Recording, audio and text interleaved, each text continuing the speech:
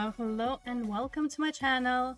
Today I'm going to do my usual limited set review slash first impressions because LORWYN Eclipsed new set of Magic the Gathering is coming out, and it is a very exciting one, I would say.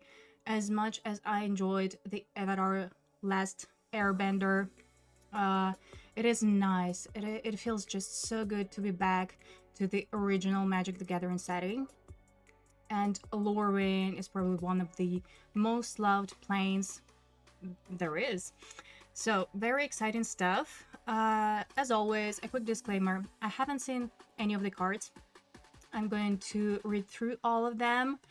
And we're just going to discuss how good or not so good they are for limited.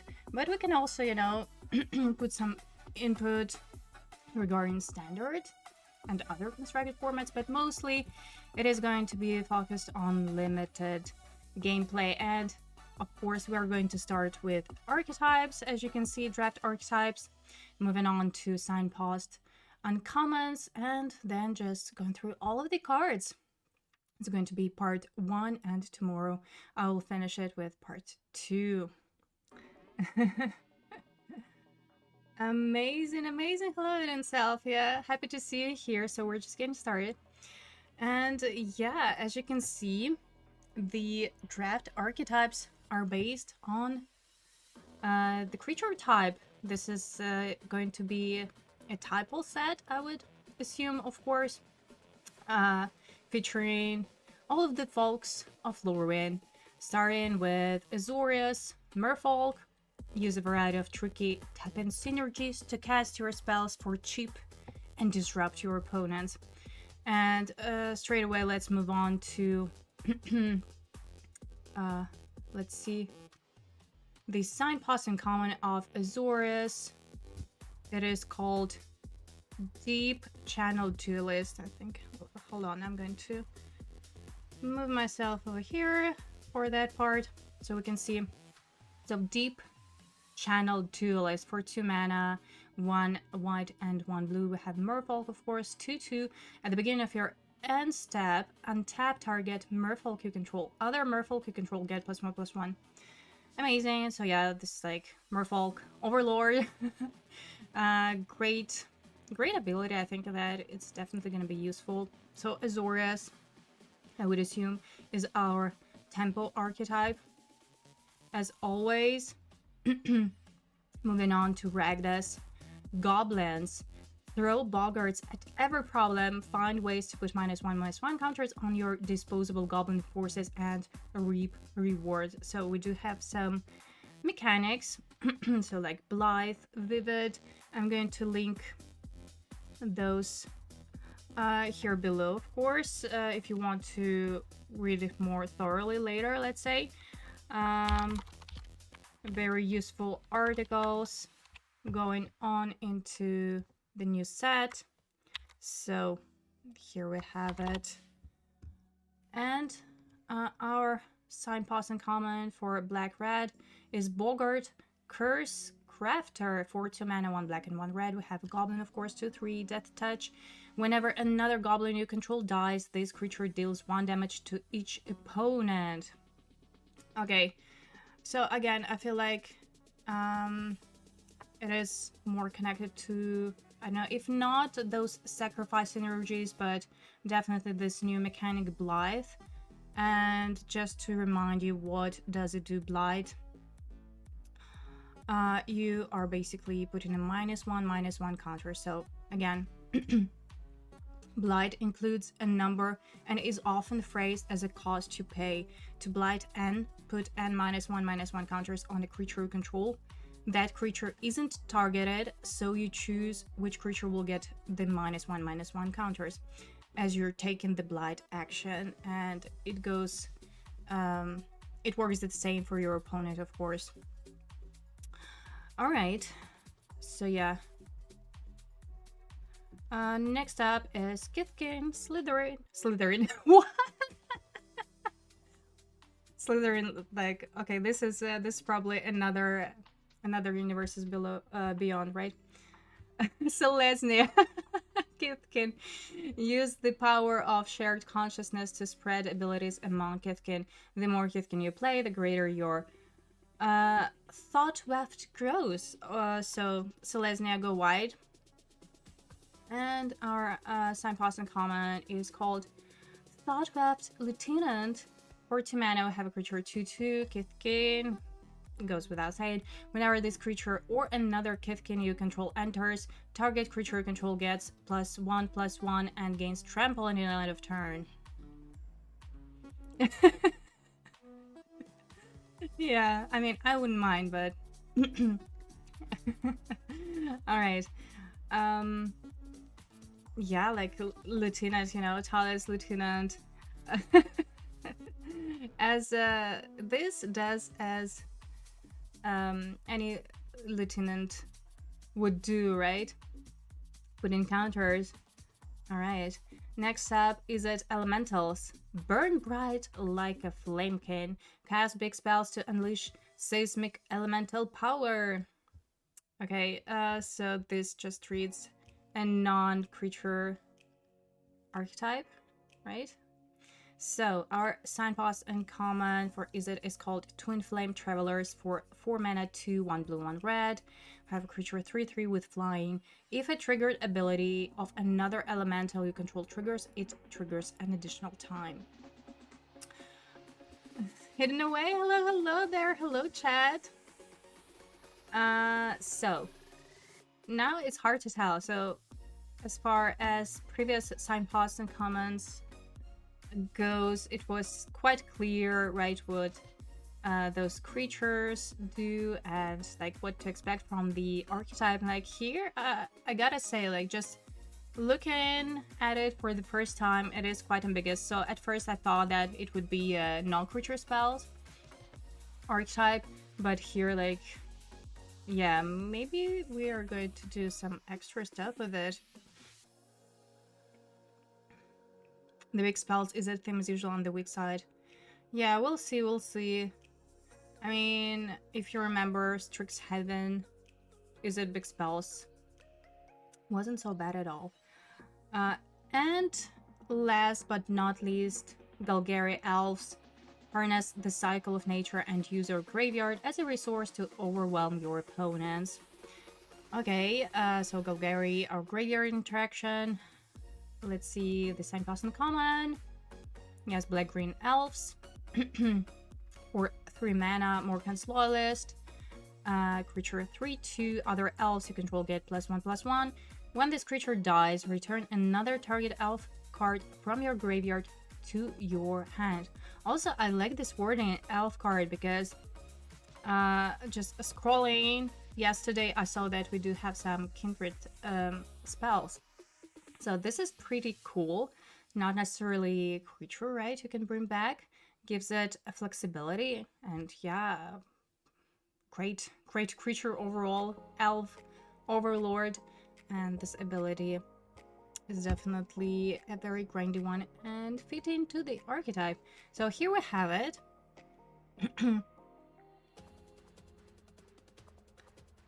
Hello there. My buddy owes me a precon. Are any of the new precons worth it, you think? To be honest, I have no idea. I cannot advise you on precons. This is honest and true first impressions of the set. So this is my first look at it. And we're just, you know, going deep on a way all along. Like, let's start with white. Let's move on to the actual card reviewing. No, it's okay, it's fine. I'm sorry that I cannot be useful in that sense. Also, like, sorry. Let me just adjust a little bit. I'm going to put myself over here. It's kind of funny how, oh my god. I'm going to adjust myself here to have these glorious horns. Alright.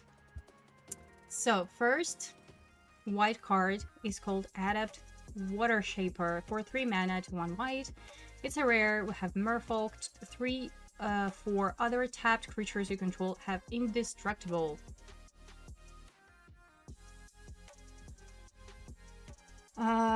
Again, we are probably reviewing rares differently from commons and uncommons because, of course, it is a good card. It is a very solid, like stats to mana cost ratio, good ability, of course. But it's not a bomb, right? In limited, you expect some like game-changing effects from the rares, and this is not one of them. That being said, still it is pretty good, of course. It is a very solid one. But yeah, not probably too exciting, right, for a rare. Ooh, and now a Johnny Outland Chaperone for 3 mana, 1 and double white. We have a legendary planeswalker, a Johnny. A Johnny is back. Starting loyalty is 3. For +1, we have create a 1/1 green and white Kitkin creature token. For -2, a Johnny deals 4 damage to target tapped creature. And for -8, look at the top X cards of your library, where X is your life total. You may put any number of non-land permanent cards with mana value 3 or less from among them onto the battlefield, then shuffle. Okay, so this ultimate is like basically win on spot, right? But okay, now this is a mythic, of course. It is even rarer than a rare. Duh. But yeah, like just comparing this to, of course, this is a completely bomb. This is a sort of planeswalker that you want to open in your packs and play and win with. Yeah, amazing. So just for 3 mana, for +1, it protects itself. It works as a removal, and like if just it happens, I don't know, you would probably win just before this ultimate. Yeah, amazing, great. Bomb. I think so too. I mean, yeah, coming back to Adept, because the question is, would you first pick it? This is probably the question that I always ask myself, and you as well. Would you first pick it when we are talking about rares in limited? And I don't know, you probably would. I probably would, just depending on what do we have in the pack, right? Maybe there are better removal spells. Also, it's going to depend on the set dynamic, how fast it is, how important removal is, and all of that. All right, next up is Appeal to Erdu. For 4 mana, we have instant with Convoke. 1 or 2 target creatures each get +2/+1 until end of turn. Okay, so Convoke is a returning mechanic in the set, apparently. I mean, the problem with Convoke is that you have to tap creatures for it.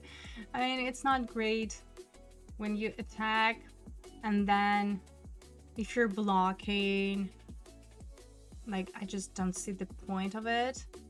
So like +2/+1 may not be impactful enough. It may be okay, but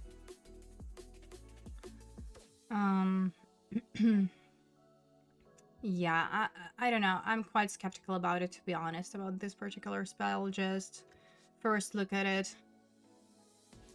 Next up is Bark of Doran. For 2 mana, we have Artifact Equipment. Equipped creature gets +0/+1. As long as equipped creature's toughness is greater than its power, it assigns combat damage equal to its toughness rather than its power. Which, you know, of course, if we're playing this, makes sense. And equip 1. Are our merfolks going to have bigger toughness than the power? I mean, this already, this adds to the toughness, of course. I know, it's weird. Mana cost and equip cost are good for an aggro deck, but then why would you need that ability if you're aggro? I don't know. I'm quite confused about this card, not gonna lie. Let me know what do you think about it. And just like in general, equipments, I don't know, they are usually, or at least, you know, in common and uncommon slots, these equipments, they rarely make the cut, I would say, you know. All right, now another rare, Brigid, or Bridget, Blackhunt's Heart. So for 3 mana, we have Kithkin Warrior 3/2. Whenever this creature enters or transforms into Brigid, Blackhunt's Heart, create a 1/1 green and white Kithkin creature token. At the beginning of your first main phase, you may pay 1 green mana if you do transform Brigid. Okay, so this is a sort of a new type of double face cards, transformative cards, I would say. Usually you can transform it once, but here you can just flip them every turn, or I know, on your liking. I cannot unfortunately flip it here for some reason. I don't know. Let me just find it on Scryfall. So it transforms into Brigid Down's Mind. What it does, it has actually an activated ability, add X green or X white mana, where X is the number of other creatures you control. At the beginning of your first main phase, you may pay 1 white mana if you do transform Brigid. So yeah, pretty neat. So first you cast Brigid. Well, first of all, it is 2 bodies for 1, right? So it comes with a token. And yeah, you can just, you know, flip it back and forth, create an army of tokens, ramp out as well. Pretty cool. Definitely amazing bomb for the set, for the limited play, for sure. Great. I'm looking forward to seeing other cards of this cycle. Next up, Burdened Stoneback. For 2 mana, we have Giant Warrior 4/4. This creature enters with 2 -1/-1 counters on it. For 2 mana, remove a counter from this creature. Target creature gains indestructibility until end of turn. Activate only as a sorcery. So basically it is our 2-drop with a pretty neat ability. For 2 mana we have like a 2/2, so to speak, right? With 2, like 4/4 with 2 counters, so basically a 2/2 creature for 2. And then like activate only sorcery is very unfortunate, right? So you cannot respond to removal. Stay Prostitute TV, hello, thank you so much for a follow. And for the raid, of course. I was about to say for the raid and then you followed me. Thank you so much, appreciate it a lot. Yeah, we are just doing LORWYN Eclipsed. First impressions, limited set review. We're just talking through the cards. I haven't seen them. I haven't read spoiler before. So, yeah. Honestly, yeah, coming back to this card, it would have been just amazing if it was not restricted. Activate only sorcery. But regardless, I mean, it's okay, I guess.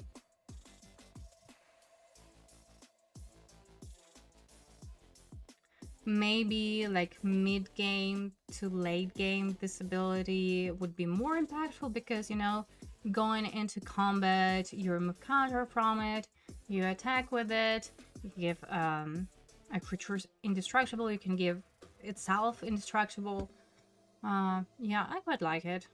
I think it's going to be pretty solid to drop, except it does not fit the draft archetype. You know, it's not Merfolk, it's not Kithkin, it's a giant, but I think this may be a drawback, significant drawback, but we shall see. I'm going to miss the LORWYN pre-release. Oh, that's unfortunate, but yeah. Well, there is always next time, right?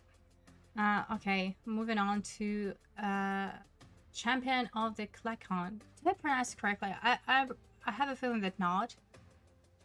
Klechon?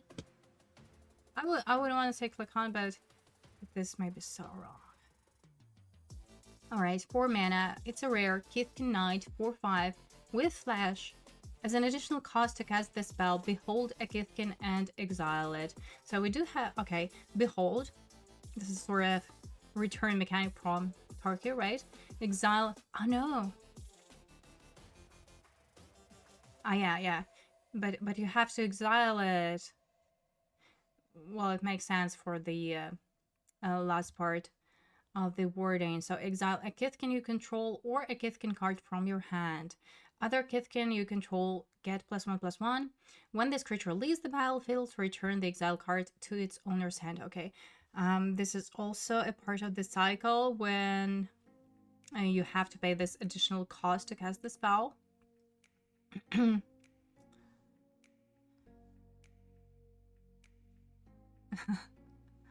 Combine some the Avatar Airbender mechanics.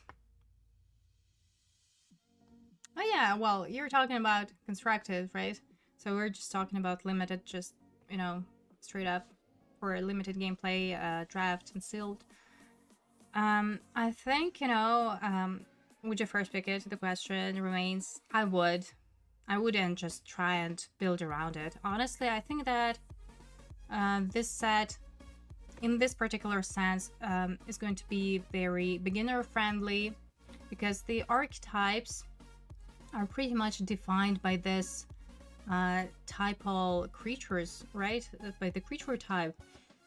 So if you open it as a beginner and not necessarily, like, it's kind of easy to just, you know, navigate. You just continue drafting Kithkins, right?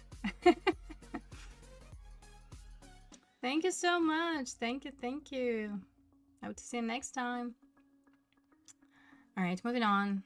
Okay, I'm going to call it Klekon, okay? Let it be like that. I'm pretty sure that it's probably pronounced differently, but okay. Klekon Festival for 3 mana. Kindred enchantments, Kithkin. So that is exactly what I was talking about when we were seeing that Golgari Signpost in common. Anyway, when this enchantment enters, create 2 1/1 green and white Kithkin creature tokens. 4/5 mana, create a 1/1 green and white Kithkin creature token. Oh, I think this is so good. This is so good for limited. I love it. So for 3 mana, we get 2 bodies basically, and then, you know, it looks like a perfect mana sink. Amazing. It does not restrict it by like sorcery speed or just on your turn. You can do it whatever.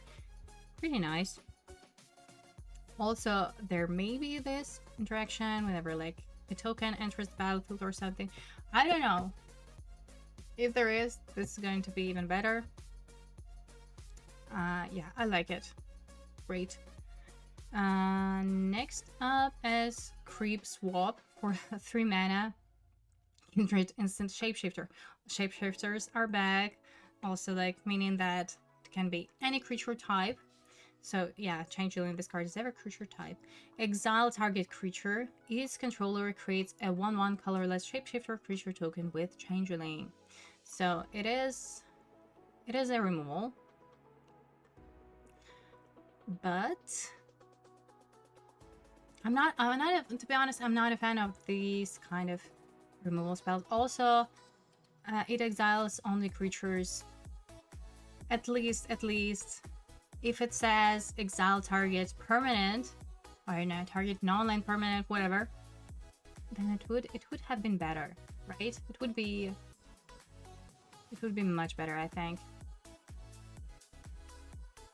Yeah, I'm not a fan, to be honest. Maybe like I don't know.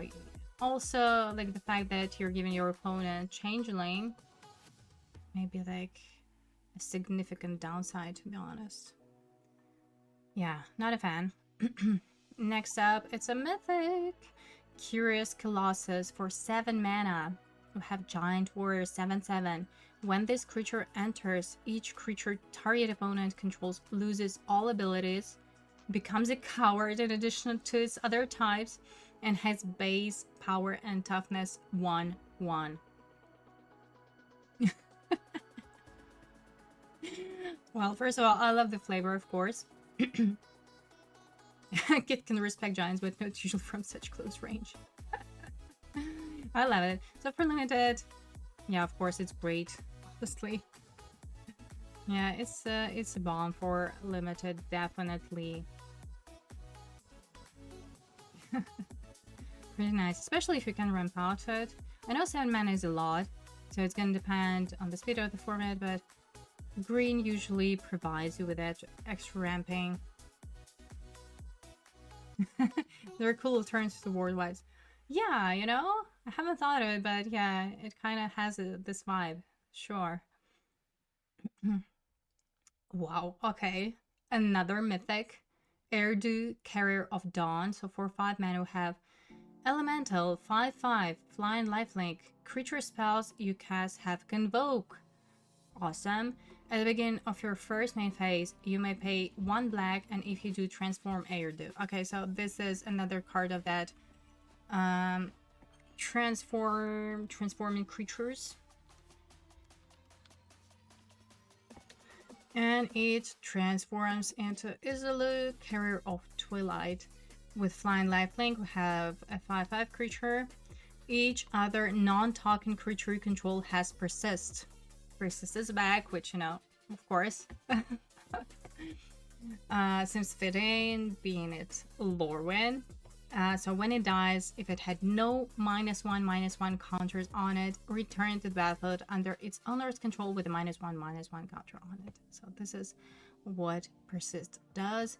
At the beginning of your first main phase, you may pay 1 white mana, and if you do, transform Isolde. Okay, so you can see how first side of this cycle, they probably all have some sort of ETB abilities because, you know, all of the flipping makes sense this way. Yeah, I think they are like, I haven't seen other creatures, but I'm pretty sure they're all pretty bomby. So this is great, of course. Day night, I don't know, to be honest. First main phase, and then also like first main phase. No, I don't know. Like here, yes, probably, but with Brigade, I don't know. Now it's just, you see, like, this is a white card, it transforms into a black one.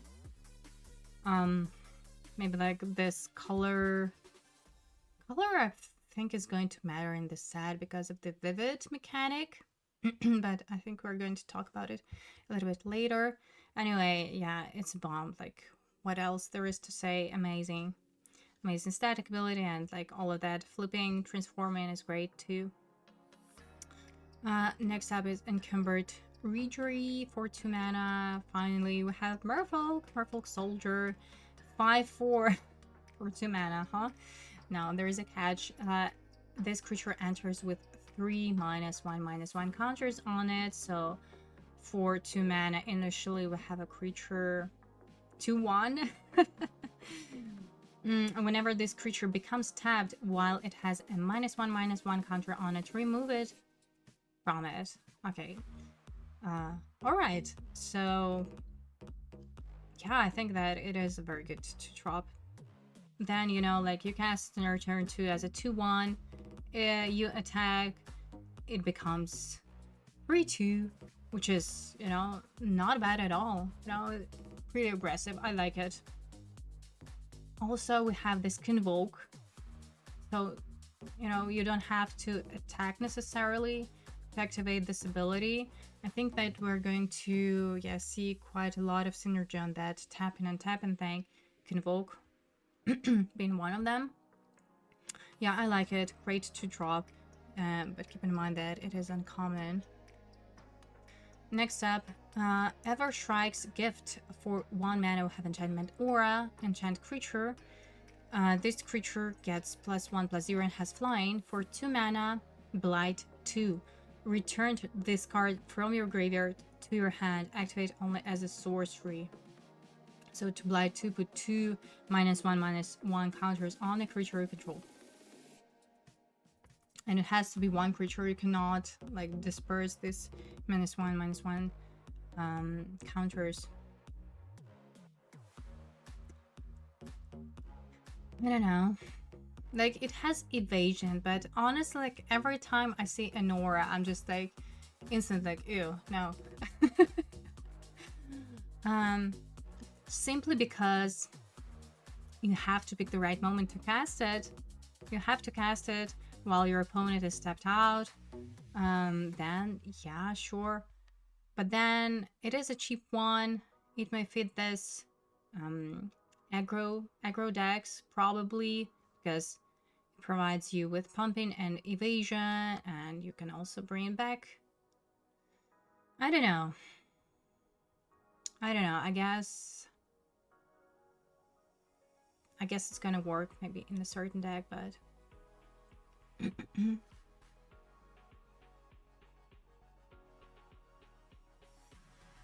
yeah. Where are we gonna see this synergy? In Orzhov, maybe? So, in this initial draft archetypes, we don't even have Orzhov, actually. Regardless. Kita Kate, hello, hello! Oh, so nice to see you here. Let me give you a shout out. How's the set are we going? So, as you can see, I'm still on white, so we basically just got started. Thank you so much. As always, like, I don't see like, I don't look at the spoilers beforehand, so this like thing. So I'm just reading the cards and we are discussing them. How did you like the set? Are you going to play limited at the streamer event?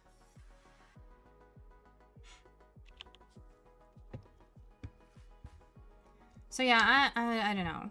Like, first look, I'm not a fan, but maybe it can fit some deck. Alright, moving on. Flock Imposter. Love it. For 3 mana, we have a creature shapeshifter, 2/2. Flash flying. Okay, already not bad. When this creature enters, return up to 1 other target creature you control to its owner's hand. Oh, we do have another self-bounce effect. No, it's pretty cool. I like it. I like the fact that it is shapeshifter, flash flying, like all of that.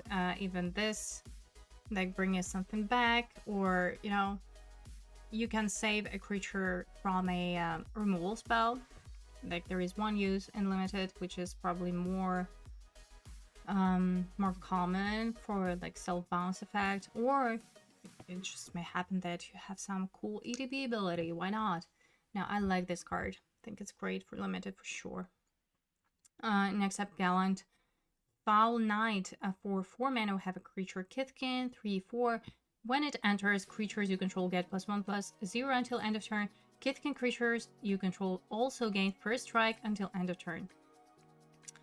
Okay, this just looks like a fine top end maybe for your Kithkin deck. Otherwise, yeah, you probably wouldn't want to play it. Alright, but honestly, for Selesnya Go White Kithkin deck, this can even be lethal, you know, if you have like full board of those Kithkin tokens or like creatures. This bumping effects, first strike, well, definitely would provide you with a very nice attack and very sneaky one. Yeah, Kithkins. They're small but fierce. Yeah.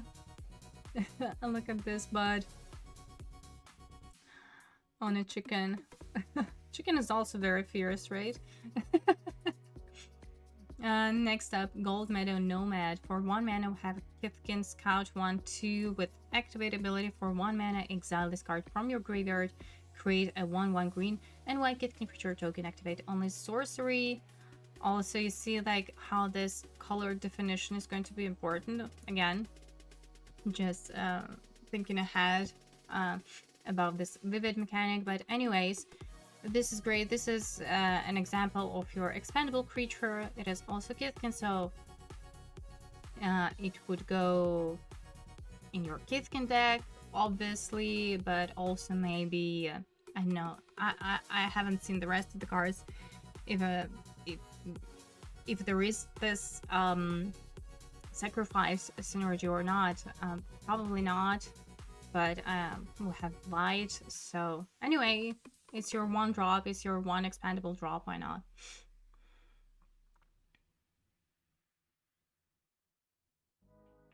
That common top end slot has been under a lot of pressure with so many rares.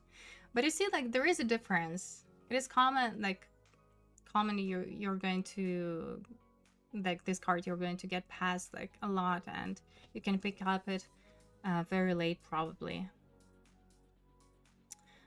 Anyway, next up, Keep Out. For 2 mana, we have instant, choose 1, so it's a model card. It deals 4 damage to target tapped creature or destroy target enchantment. So, again, why I'm not the biggest fan of removal spells like this.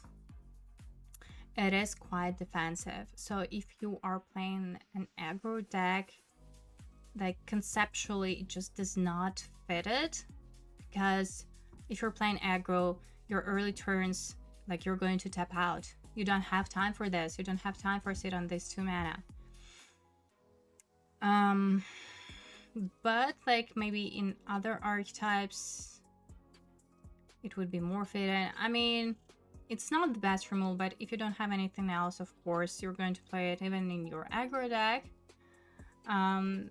Another like bonus point for this particular card is that it's a model card, so destroy target enchantment is also an option. I guess it's okay, but honestly, like, yeah, you just have to see like it's not universally good, you know what I mean? Like this kind of removal. I don't know if I can get my point across. Hopefully I do, if you see my meaning. Anyway, Keen Binding, we have enchantment. It's a rare for 5 mana. Creatures you control get +X/+X, where X is the number of creatures that enter the battlefield under your control this turn. Alright, at the beginning of combat on your turn, create a 1/1 green and white Kithkin creature. Okay, now you're talking, like, okay, you should have started with this, right? So basically it triggers itself. At least you're going to pump your creatures for 1 because you're creating a token every single turn. Oh, this is great. It's amazing. Obviously especially good if you're drafting Kithkins, but I mean, regardless, it's just, yeah, I think it's very good. I like it. Bomb for limited for sure. I mean, I would be happy to first pick it. Yeah, we have to see, of course, but just, you know, first impressions, first look at it. I like it. Next up, Keen's Bale Aspirant. For 1 mana, we have a creature 2/1 Kithkin Citizen. As an additional cost to cast this spell, behold a Kithkin or pay 2. Whenever another creature you control enters, this creature gets +1/+1 until end of turn. Oh, I love it. This is great now. This is so aggressive. Like, imagine if you're drafting this Kithkin deck, or I don't know, if you have this Kithkin deck, like, it's amazing. It's very, very aggro, you know, like very aggro 1-drop. So you cast it, you behold your Kithkin, whatever, and then it just starts growing. Oh, so good. Also, I love the art.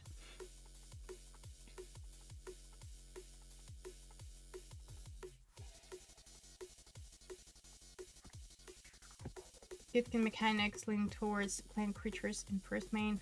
It can roll combat tricks, looking a bit better. Yeah, maybe also you see like this token generation, right? Maybe you like, I don't know, create a token or cast like a creature, so you have like I don't know, let's say 2 creatures with summon sickness on board, and you cast that trick, and then maybe I don't know, maybe it's still, you know, it feels too specific for a moment and too specific for a deck. Like you want to be in this go wide strategy for sure. I don't know, maybe it's not as bad as it looks.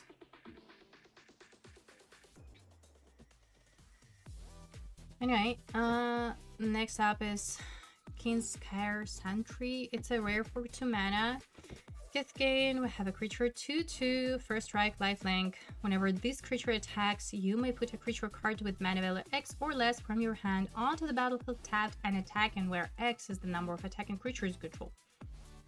Now, speaking of awesome 2-drops, right? So this is not a Bombi Bomb rare, but oh my god, is it good? And it is for sure, right? It's like amazing. So first strike, lifelink. The problem is that like you have to attack with it to activate the ability, but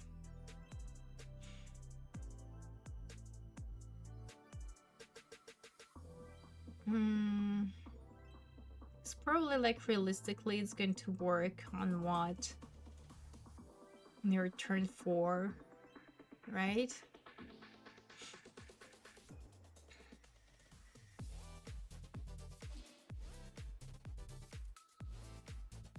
Welcome back, Kunada. Yeah. I was thinking about that too, you know, like mid-game. Like, hello, if it survives, and it can be something for sure.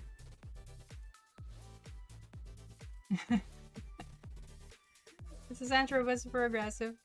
Yeah. No, it's good. It's good. So would you first pick it? I probably would. Again, just because it's probably very intuitive and very easy to draft, you know, this type hole. I know, we'll have to see, right? Next up, Keeper, 7 mana. Elemental with Vivid. Okay, this is our first card with Vivid. 3/3. When this creature enters, create X 1/1 green and white Kithkin creature tokens, where X is the number of colors among permanents you control. Tap 3 untapped creatures you control. This creature gets +3/+0 and gains flying until end of turn. Oh my god.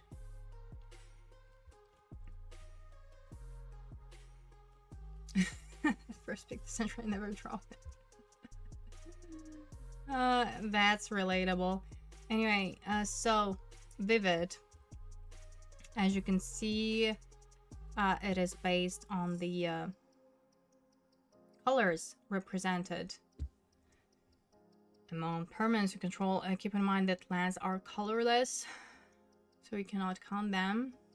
But yeah, Vivid, those are like a variety of those ETBs based on the amount of colors among permanents you control.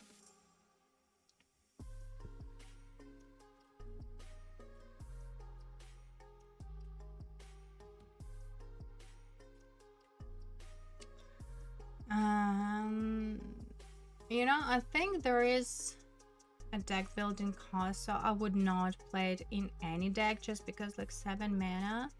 It requires some work. It's just a 3/3 creature. Like how many colors would you want to play? Like, I know that there are hybrid manas, of course, so which makes Vivid better. But I mean, still, it's 7 mana. It's freaking 7 mana. There is a cost of building. It requires some like additional work. So it's not like a bam wham, like 6/6 flying, and it does something when it enters. 10 colors.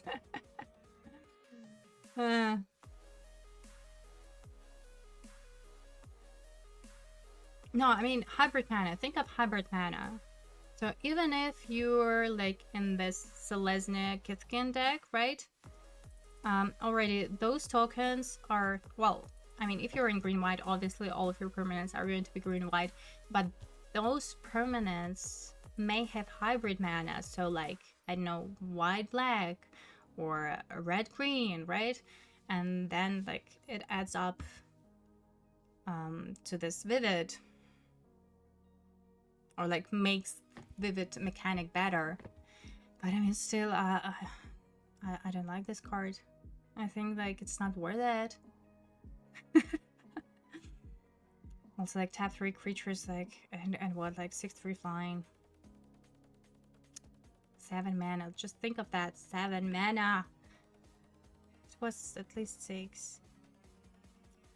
I don't know. I don't like it. But again, maybe just have to see how justified, you know, it is in your deck. Liminal Hold for 4 mana with enchantment. When this enchantment enters, exile up to 1 target non-land permanent an opponent controls until this enchantment leaves the battlefield. You gain 2 life. Amazing. Like premium removal in white, right? Amazing. Yeah, great. Take it. Play it in any white deck. Next up, Meander's Guide. For 3 mana, we have Merfolk, 3/2. Whenever this creature attacks, you may tap another untapped Merfolk you control. When you do, return target creature card with mana value 3 or less from your graveyard to the battlefield. Okay, Merfolk. Okay. Like, again, it requires some setting up, but probably if you are in this Merfolk deck, which is Azorius, if we are referencing to our draft guide, I think it's going to be easy, and I think this Merfolk's, you know, we're going to see a lot of synergy on this tapping and tapping again, as I said before. Probably you would want to keep your mana curve low if you're drafting something like that. I think it's good. The problem is that, you know, like for 3 mana it's just a 3/2 creature without evasion. How good is that? Like it trades like literally with a 2-drop. So I don't know, maybe the ability justifies it, but like overall, like not great. Maybe if it works once, maybe it is justified, but I don't know. You have to see again, depending on your deck. Next up, Moonlit Lamentar. For 3 mana, we have a Treefolk for 2 with stats 2/5. This creature enters with a 1/1 counter on it. For 2 mana, remove a counter from this creature, draw a card, activate on this source. Oh, okay, so now this is the target for your Blight action. Amazing. Oh, this is quite defensive. You know what? Like this creature, it does not fit any of this white defined archetypes, so it doesn't fit Merfolk, does not fit Kithkin, because those are like aggro archetypes. Merfolk being more of a tempo one, Kithkin being like go wide, and this is a very defensive card. But I think Orzhov is not a defined archetype. I think that in black we're going to see a lot of Blight action. So maybe like some grindy Orzhov archetype, like mid-range with white, I don't know. It's very defensive. Exactly my point. Yes, hello Foamy.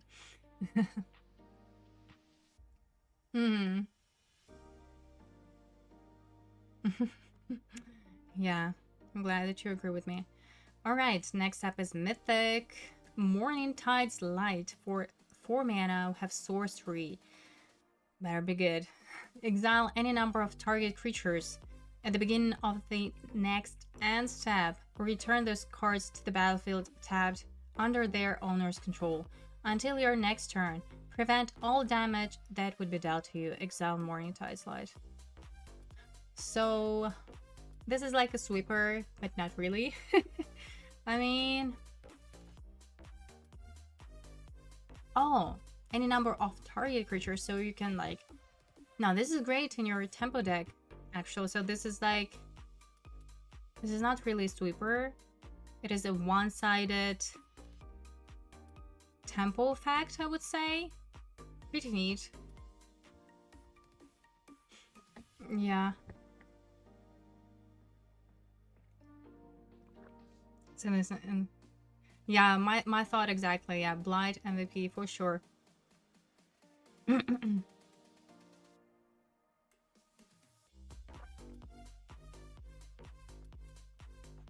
Yeah, I agree. I agree. So this is of course first pick.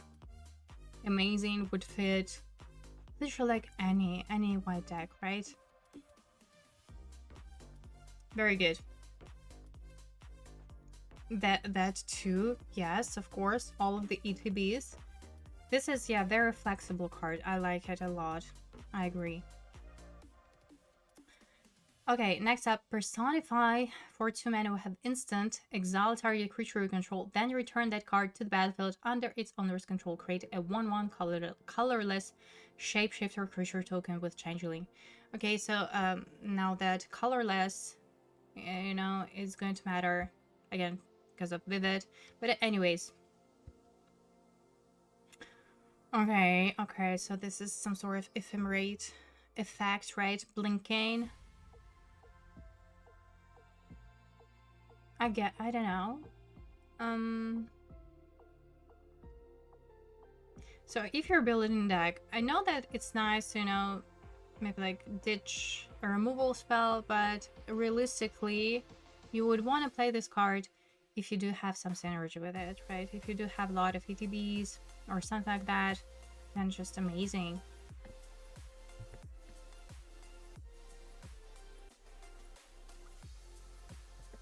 We'll have to see about those ETBs. Next up, Protective Response for 3 mana instant with Convoke. Destroy target attacking or blocking creature.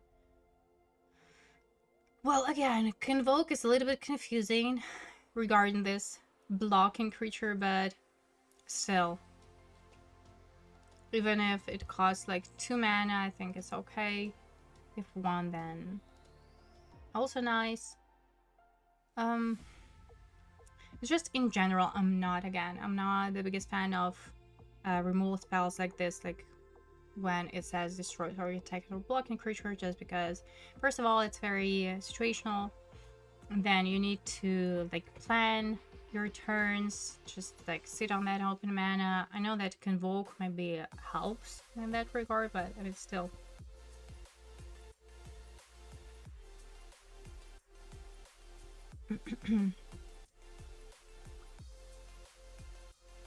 Big damn evoke. Oh, my doesn't say. We do have some evoke, right? Evoke is back. Like I was scrolling yesterday when I was looking for some new cards for Golgari Overbroad. Anyways, next up, Pyrrhic Strike, 3 mana instant. As an additional cost to cast the spell, you may Blight 2. Choose one. If this spell's additional cost was paid, choose both instead. Destroy target artifact or enchantment, or destroy target creature with mana value 3 or greater.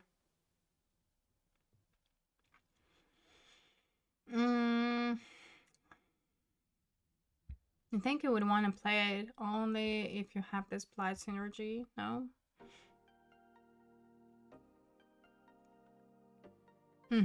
Mystic Evoke cycle. I don't know.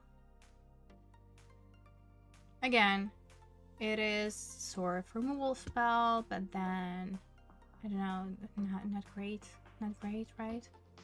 You have Blight synergy, I guess it makes it better. Still, like destroy target artifact or enchantment or that. I don't know.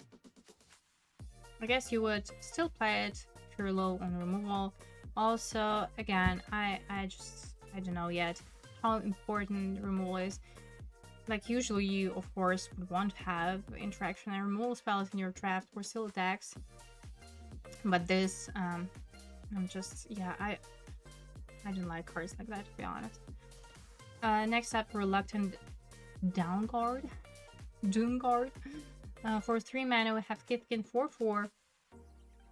And it enters with 2 -1/-1 counters on it whenever another creature you control enters. While this creature has a -1/-1 counter on it, remove it from this creature. Okay, so for 3 mana, we get a 2/2 body. But then, you know, eventually, like, it becomes stronger and stronger. Yeah, like, I don't know. This one, like, in particular, maybe something like that. Do we have some additional synergy? Maybe it can also be like your blight counters, body dumper. I don't know. First look, like, nothing special. Looks like maybe your 23rd card. I know. Something like that, yeah. Okay, it's a rare. Next up, Risk the Evermore. For 2 mana, we have Elf Warrior. Now, elves in white. Okay, 2/2 with Flash. When it enters, another target creature you control gains Persist until end of turn. For 1 white mana and tap, remove any number of counters from target creature you control. Activate only as a sorcery. Okay, pretty neat. So, now I'm getting more and more convinced that we do have this hidden Orzhov archetype. So I'm looking forward to seeing black now. Would you first pick it? I would, you know. It may be not as intuitive as to just draft some creature type, you know, typal deck, but still, I think if you first pick it and then try to build something with the counters, then it makes sense, right? Yeah, it's good. Next up, River Guard's Reflexes. For 2 mana, we have instant. Target creature gets +2/+2 and gains first strike until end turn. Untap it. It's a combat trick. What else there is to say? It's a combat trick. Yeah.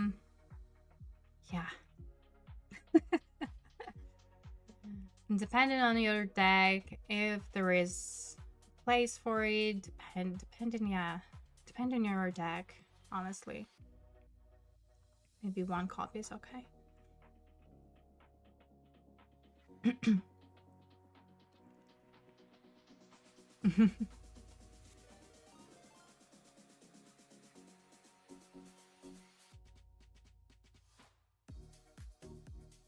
Oh, really? Okiana96, hello, thank you so much for your raid. Hello, welcome raiders. Today we are talking all the new cards. LORWYN Eclipse is coming out very soon, so it's the pre-release week. Also, streamer event. Don't forget to tune in this Wednesday to watch all of your favorite streamers. Me included, and Kiana, I think you too, right? You're going to participate in this streamer event on Magic Arena. So yeah, this is my first impressions. I'm just reading the cards and we're talking through them in regards of limited gameplay. Amazing. So looking forward to seeing you there and maybe have some games against you. Great, that would be amazing. Also, Hyper Chase, thank you so much for your follow. I appreciate your raid. Thank you so much for sharing your community with me. So again, I do this first impressions, limited set reviews every time the new set comes out. Usually, I just stream my gameplay, anything competitive, as I like to say. But today, you know, it's a special week. It's a special set. It's a special stream. So this is part 2 of this limited set review. And we're still talking white cards. Of course, of course. Thank you so much. Yeah, take care, take care. Short Lurker for 4 mana. We have Merfolk 3/3 with flying. When this creature enters, surveil 1. How good is Flyer for 4 mana? 3/3 for 4 with flying. I think it's okay, you know, especially if you're in this typal archetype, if you're in this typal theme. It's Merfolk. That's fine. It does something on ETB. Not great, not terrible. It's okay. Oh, now we're moving on to a rare Slumbering Walker, 5 mana, 4/7 Giant Warrior. This creature enters with 2 -1/-1 counters on it. At the beginning of your end step, you may remove a counter from this creature. When you do, return target creature card with power 2 or less from your graveyard to the battlefield. Oh, this is interesting. Okay. So, like, we cast it for 5 mana, we get a 2/5 body, which is like okay, right? And then, like, exactly this turn, you remove this counter, you bring something back on the battlefield, and I like this design. I think by your turn 5, you would probably have something to bring back from the graveyard. I like it, of course, like first pick, like easy, and then it fits both defined archetypes. Like any white archetype, I think you would want to play it for sure. I like how also it says with power 2 and not mana value 2, so it's also pretty neat. Okay, next up, Spiral into Solitude. So for 2 mana, we have Enchantment Aura, Enchant Creature. Enchanted creature can't attack or block. And it has an activate ability for 2 mana, Blight 1. Sacrifice this aura, exile enchanted creature. Okay, amazing. Amazing removal in white. Also, like, this activate ability, I don't know how universally good it's going to be, but already we've seen a lot of counters interaction. And probably if you're heavily invested or you do have like some pretty cool payoffs for this Blight action, then it just, you know, it becomes even better. But still, I mean, premium Blight removal.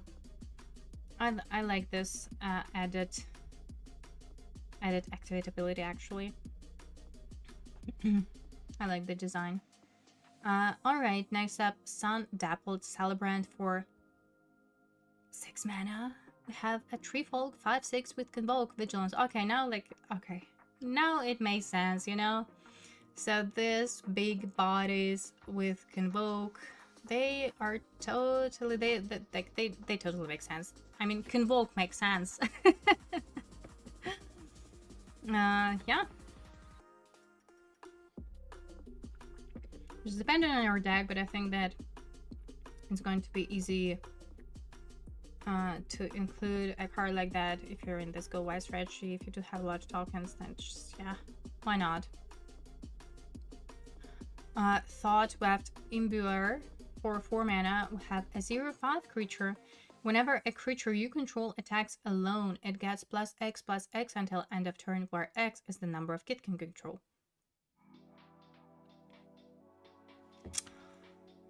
Oh man, how do we even approach this card?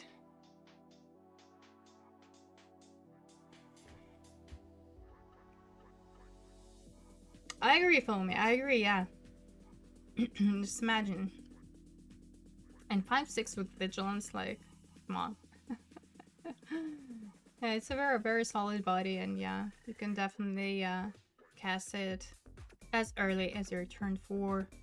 But what do you think about this Giftkin? 0/5 for 4 mana. Let's say we cast a Kithkin creature every turn. So we have our 2-drop, we have our 3-drop, And then like on turn 4 we cast this. And like we attack. It gets +2/+2. And like we go from there. So this is like the bare minimum for this card, right? And also assuming that we do have this 2 and 3 drop and then cast this.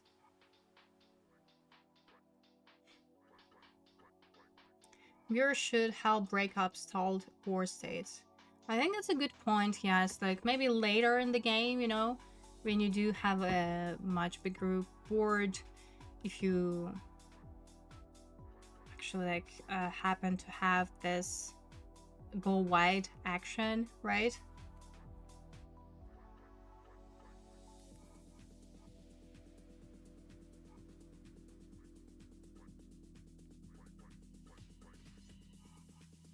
And that's true, but I think you have to be like, you have to be invested into Githkin Typo. Otherwise it just does not make sense to play it. There has to be at least 8 Githkin in your deck, I believe. Usually like this is, you know, a rule of thumb.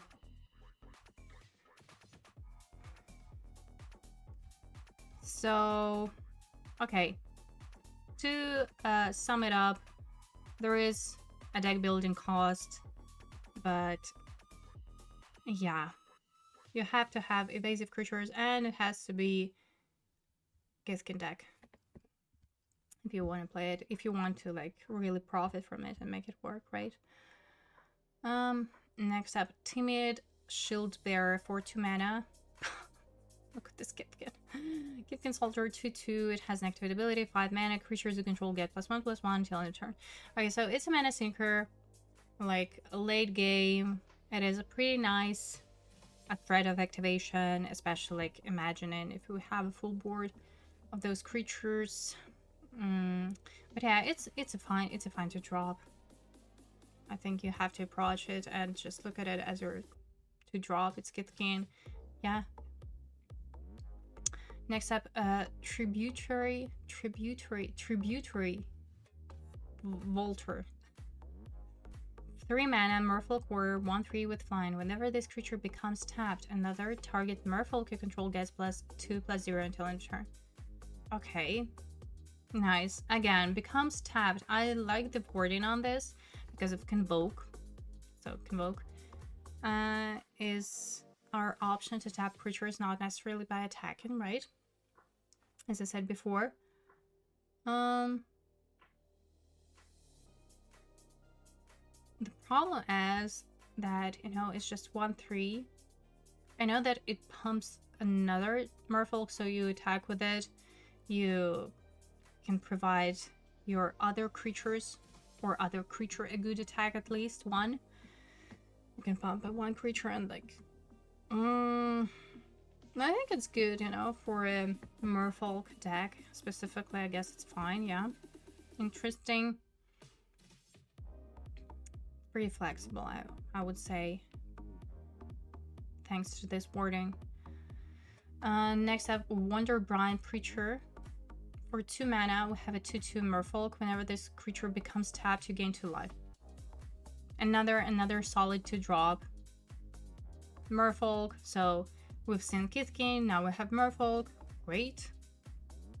Again, whenever this creature becomes tapped, so not necessarily by attacking. Amazing. Next up, Wonderbrine Trapper. For 1 mana, we have Merfolk 2/1 with an activated ability for 1 and tap.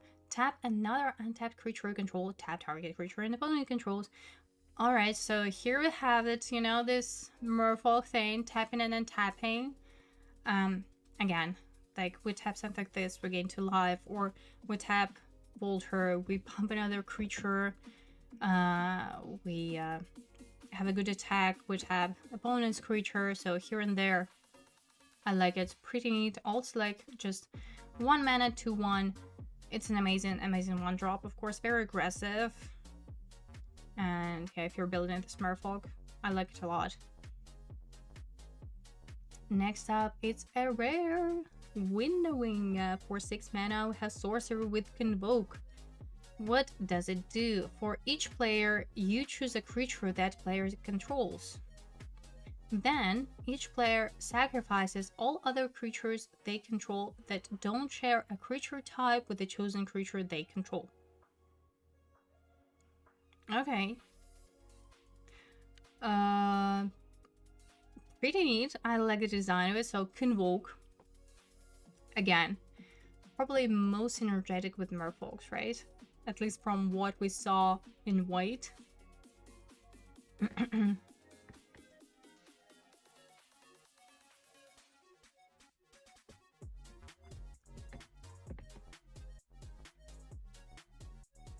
It's commander card. Now also, pretty neat that you choose. Then each player sacrifices all other creatures they control that don't share a creature type with the chosen. I mean, you know what? Like, this wording is pretty tricky though.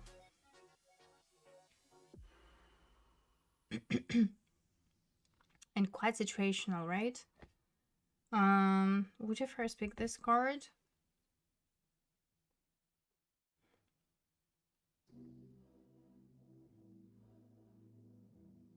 Because imagine if you're playing against like a heavily type of creature deck.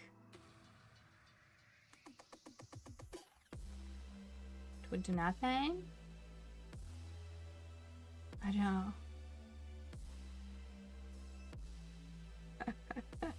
It is more of a constructed design. What do you think? Called Archetypes Defenses. For 2 mana, we have Enchantment Aura, enchant creature you control. When this aura enters, enchanted creature gains hexproof until end of turn. Enchanted creature gets +1/+2. So, this is our snake skin sort of a deal effect. Except that, you know, the aura stays, of course, on your creature and it becomes +1/+2 as long as it stays on the battlefield. I don't know, again, like a combo trick basically. Yeah, just you have to approach it like that. You know, it is playable, but then again, quite situational. Next up is Blossom Bind. 2 mana, enchantment aura, enchant creature. When this aura enters, tap enchanted creature. Enchanted creature can't become untapped and can't have counter spell on it. Oh, this is also very important for the set. This is going to matter, of course. Nice. So, yeah, it cannot become your opponent's Blithe dumper. Alright, yeah, it's a blue removal, basically. Great. Next up, this is our first blue rare. Champions of the Shoal for 4 mana, Merfolk 4/6. As an additional cost to cast this spell, behold a Merfolk and exile it. So this is part of this cycle. Whenever this creature enters or becomes tapped, tap up to 1 target creature and put a stun counter on it. When this creature leaves the battlefield, return the exile card to its owner's hand.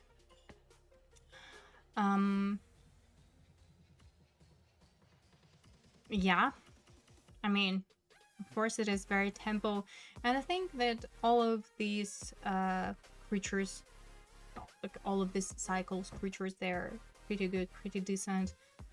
They're not maybe like extremely impactful or like bomby, right? But I think that pretty solid regardless. But you have to be like heavily in this type of situation. You have to be in this Merfolk deck. Typo. Next rare is Disruptor of Currents. For 5 mana, we have Merfolk 3/3 with Flash and Convoke. Amazing. When this creature enters, return up to one other target non-land permanent to its owner's hand. Oh, this is amazing. Oh, so okay.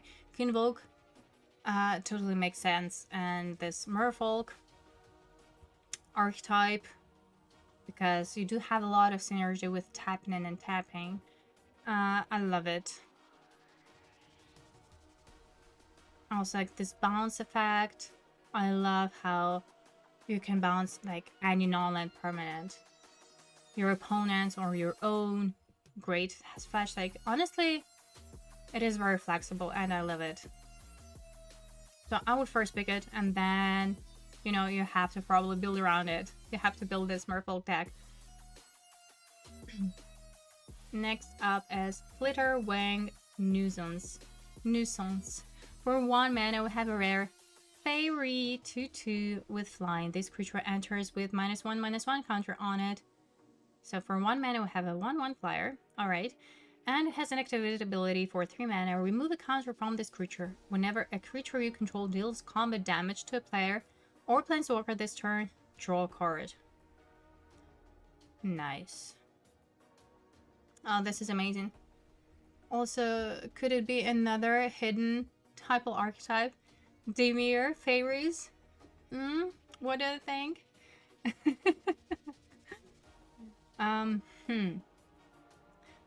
I think it is, you know, just again, I haven't looked at the cards, so I don't know for sure, but I have a feeling that the majority of those blight counters and whatnot is going to be in black. I mean, like, just conceptually it makes sense. Is it not so hidden? Well, it's not officially defined. Same goes with Orzhov, right? But yeah, I love it, honestly. The only thing that, you know, remove a counter from this creature. If it's sad, or if it says, like, remove a counter from any creature you control, right? That would be much better. But, I mean, still. I think it's pretty solid, but there is a deck building cost to it. What do you think? Would you first pick it?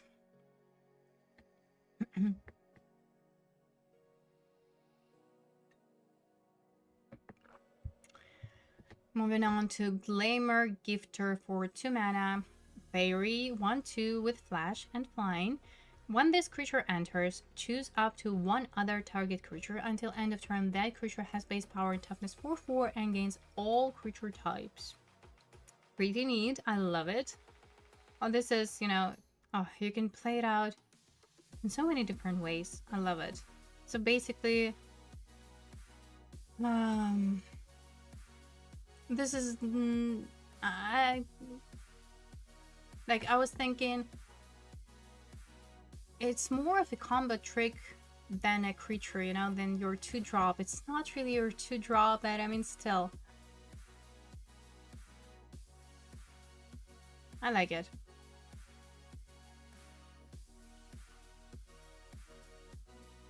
Not an amazing first pick.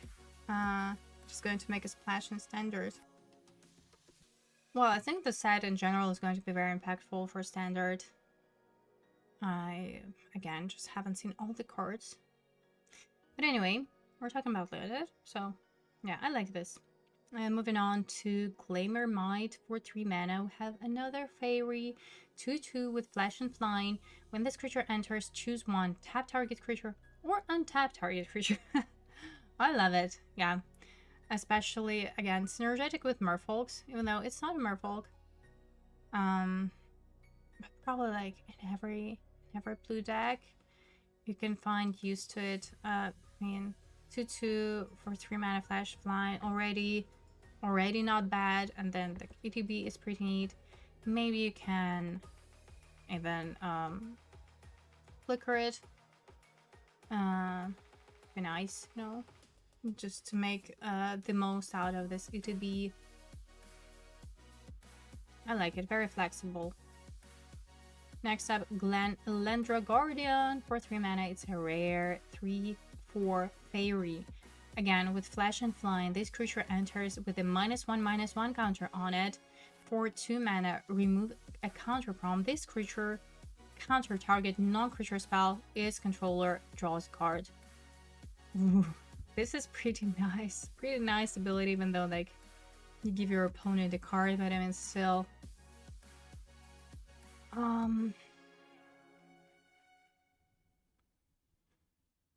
Like, I don't know, the ability makes me think of constructed, honestly. So maybe it's more of a constructed design, but then like it's a lot of mana to integrate, you know, into your constructed gameplay, especially now that standard is so fast-paced, so concentrated.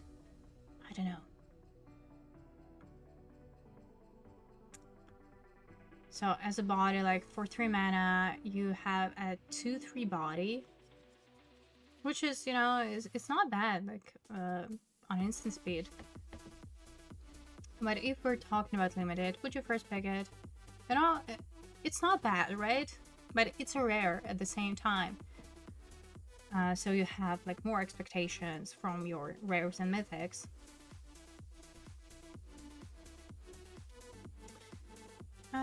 Yeah, I would. I guess I would. But still, it's still good. Yeah. Not super excited, but okay. Still solid, right? Glen Elendra's answer for 4 mana. We have Mythic Instant. This spell can be countered. Counter all spells your opponents control and all abilities your opponents control. Create a 1/1 blue and black fairy creature token with flying for each spell and ability counter this way.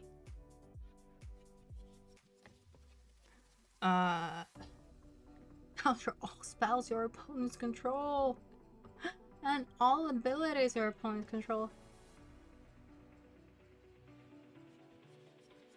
I'm thinking, what?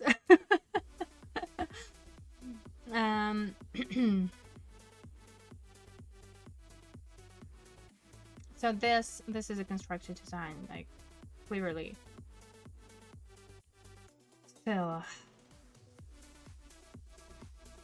like I don't know. I cannot think of a situation when. Wait, cast this. Counter all spells your opponent control and all abilities your opponent controls.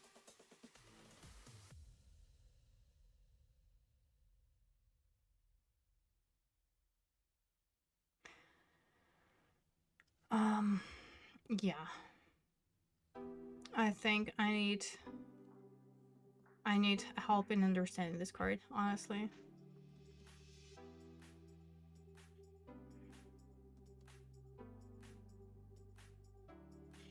Yeah, it is 4 mana then, you know?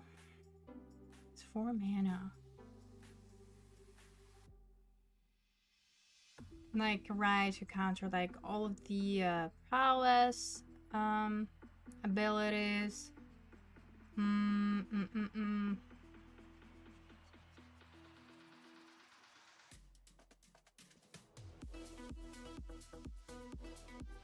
I don't know. I am confused. I do not believe in this card, but maybe I'm wrong. Maybe like it's secretly like super good. Just I don't know, for constructed gameplay. So it looks like constructed design for sure, but then like 4 mana. Excuse me.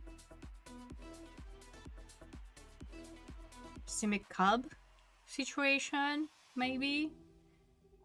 When you do have access to gazillion of mana. This is interesting.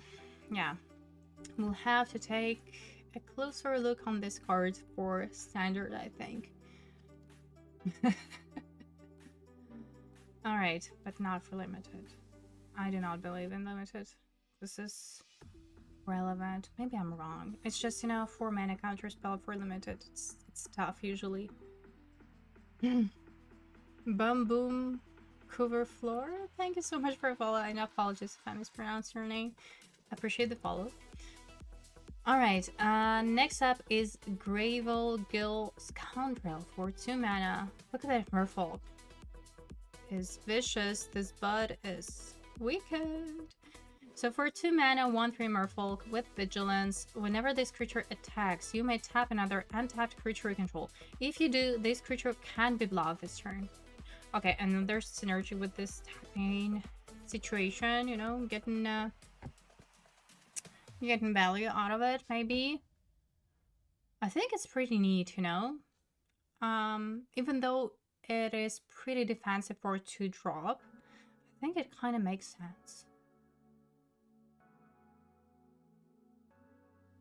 Yeah, we'll have to see, but like, I kind of like it, honestly. I think that in a Merfolk deck, it would definitely work well. I don't know. Just based on what we saw earlier.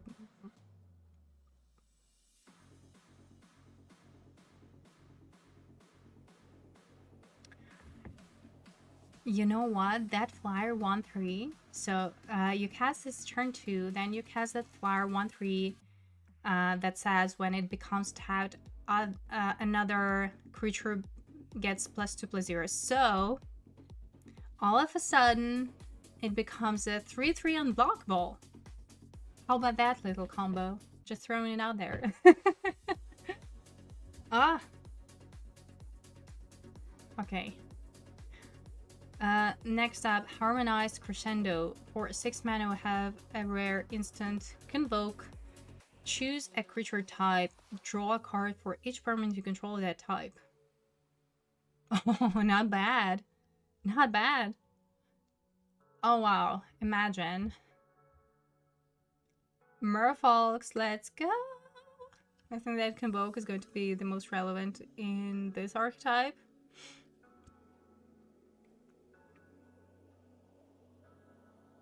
It's a great serial magic collection.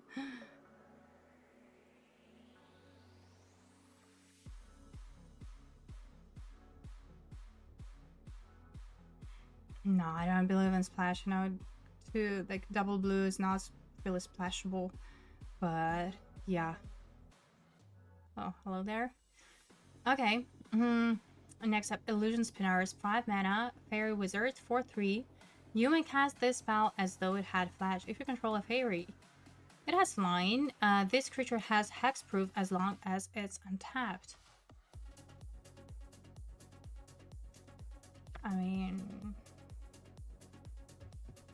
it's okay-ish. Sort of. I don't know.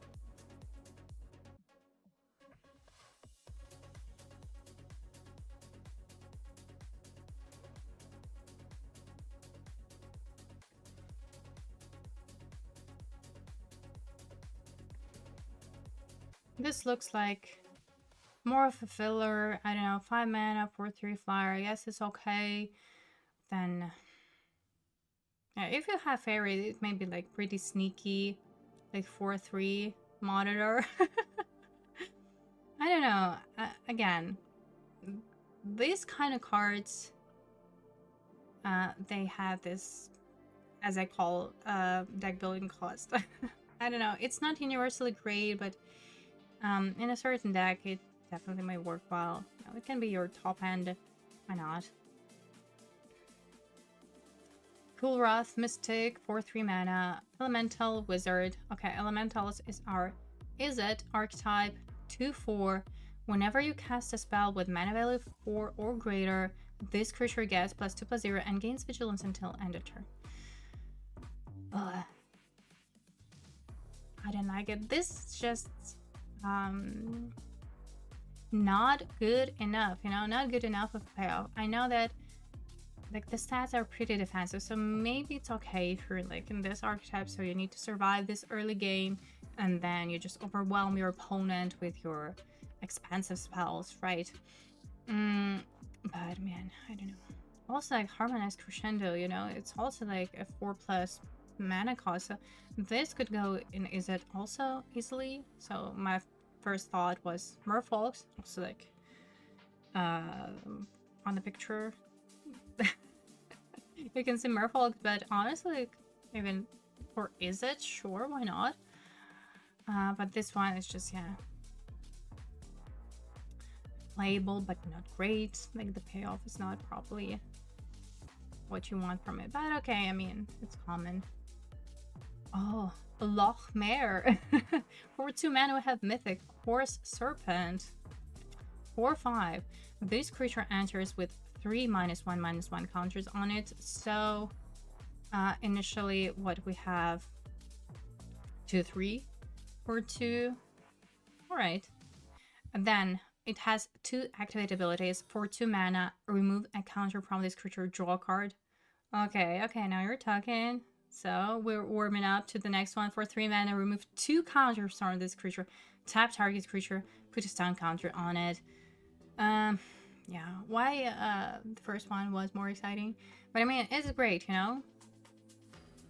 Like, regardless, like, this is, you can play it out in various ways. So if you cast it as your 2-drop, especially if you're in a draw, let's say, you then activate it, just remove all the counters, tap your opponent's creature, attack for 4, which is, excuse me, on turn 3 is not nothing in a game of limited. Or you play a more a grindier game, I would say. Like, it can serve you as your blight counters dumper, as I call it, and then you just, you know, continuously remove counters from it, draw a card and all that.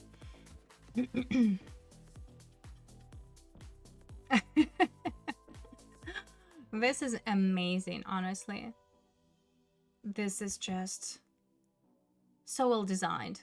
It would, yeah, it can work in various different decks, but especially in this, in this blight and this -1/-1 counter synergy, this is going to shine the best, I think. Dimmer Snake Horse constructed decks, yeah. Well, we already have Bronco, right? Great, I love it, honestly. Great. Lofty Dreams. For 5 mana, we have Enchantment Aura with Convoke. Enchant creature. When this aura enters, draw a card. Enchanted creature gets +2/+2 and has flying.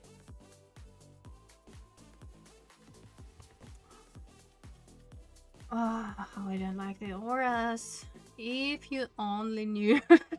But then, you know, at the right moment, if your opponent is tapped, if you do have a lot of creatures, you know, just to justify the cost and to profit from the Convoke. Yeah. Again, Merfolks. Also, like, sneakily maybe Elementals because of this 4+ mana cost spell. We'll have to see other payoffs for this Elementals, so in that regard, I'm looking forward to reviewing Red.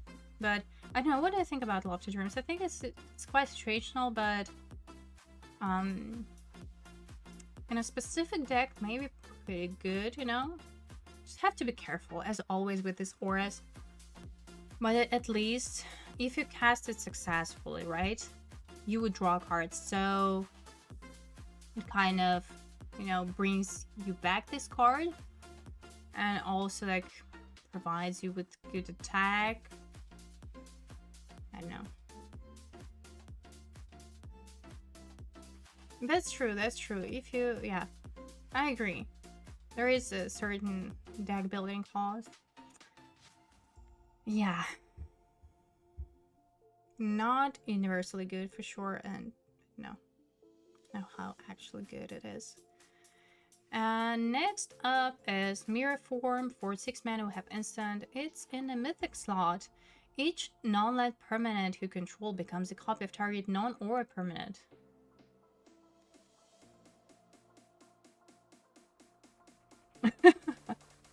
Excuse me, what the heck? Oh. This is kind of crazy. It's like 6 mana. Oh. I think we'll have to come to it. I want to see what else we have in blue, and also what we can pair with it, like, realistically. Target not or permanent.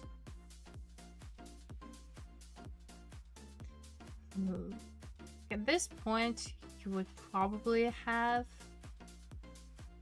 or your opponent would have some bomb maybe, and then you can copy it. And I don't know, all of your small creatures become that. I don't know, it's just, again, it's so situational. Would you first pick it? Like, be real. For streamer content otherwise. Yeah, I have this feeling too, like it's not serious to first pick it. I quite agree. My first impression is exactly that. It's just like, what the heck?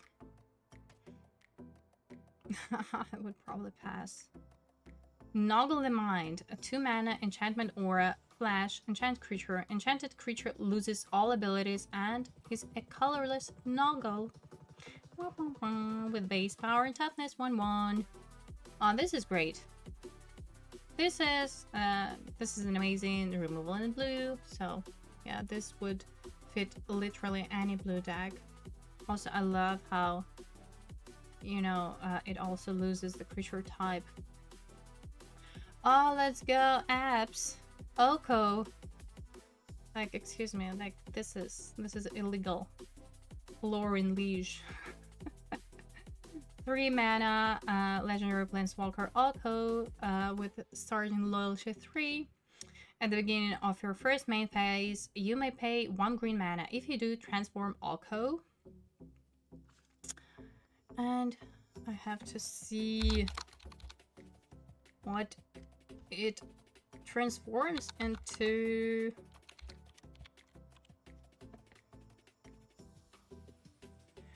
Alright. I can flip it back and forth. Okay, let's just start with this side. So for +2 up to 1 target creature gains all creature types. And +1 target creature gets -2/-0 until your next turn. Or you can, you know, let's say, I don't know, cast it on your turn 4. So you can flip it straight away without like using these abilities. And what does it do? So for -1, mill 3 cards. You may put a permanent card from among them into your hand. For -3, create 2 3/3 green elk creature tokens. And for -6, choose a creature type. You get an emblem with creatures you control of the chosen type get +3/+3 and have vigilance and hexproof. Amazing. Okay, this is like, yeah, this is a bomb, of course. Yeah, nice. So okay, if we don't need this situation, I mean, if we cast in turn 3, well, by +1 you can sort of protect it, but ideally you would want to have a board presence before casting something like that. But yeah, like, of course, the Shadowmoor sign, like another side is more impactful, but it's pretty still. So basically, like, as I've said, you either like pass it, protect it, or whatever, or you cast turn 4 and transform it right away. You create elk creature tokens. Also, it does not have any loyalty counters on it when transformed. No, it still has loyalty 3. It still has loyalty 3, yeah. But still, like, pretty crazy. And then next turn, you flip it and flip it again, right? No. You can only flip it once. Okay. So you flip it, you, like, I don't know, do something on this side. The next turn, flip it again, create elks, and just, yeah, create an elk army, or, I don't know. Probably this is more realistic use of this card in a game of limited, I don't know. Cherry Whiskey 82, thank you so much for a follow. Hello.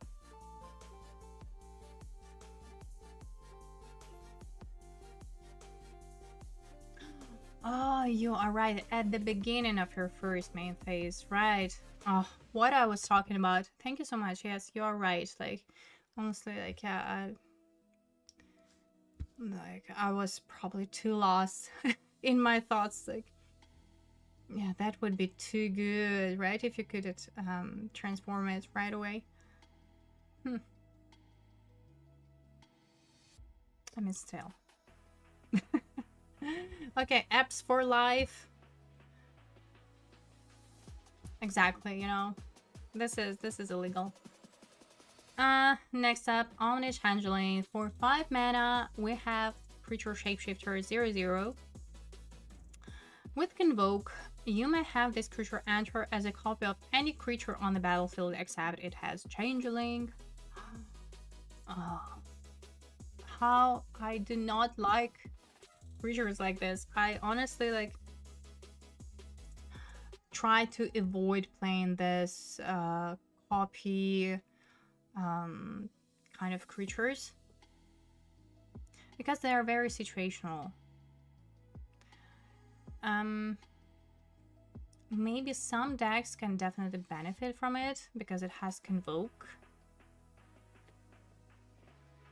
Then I don't know.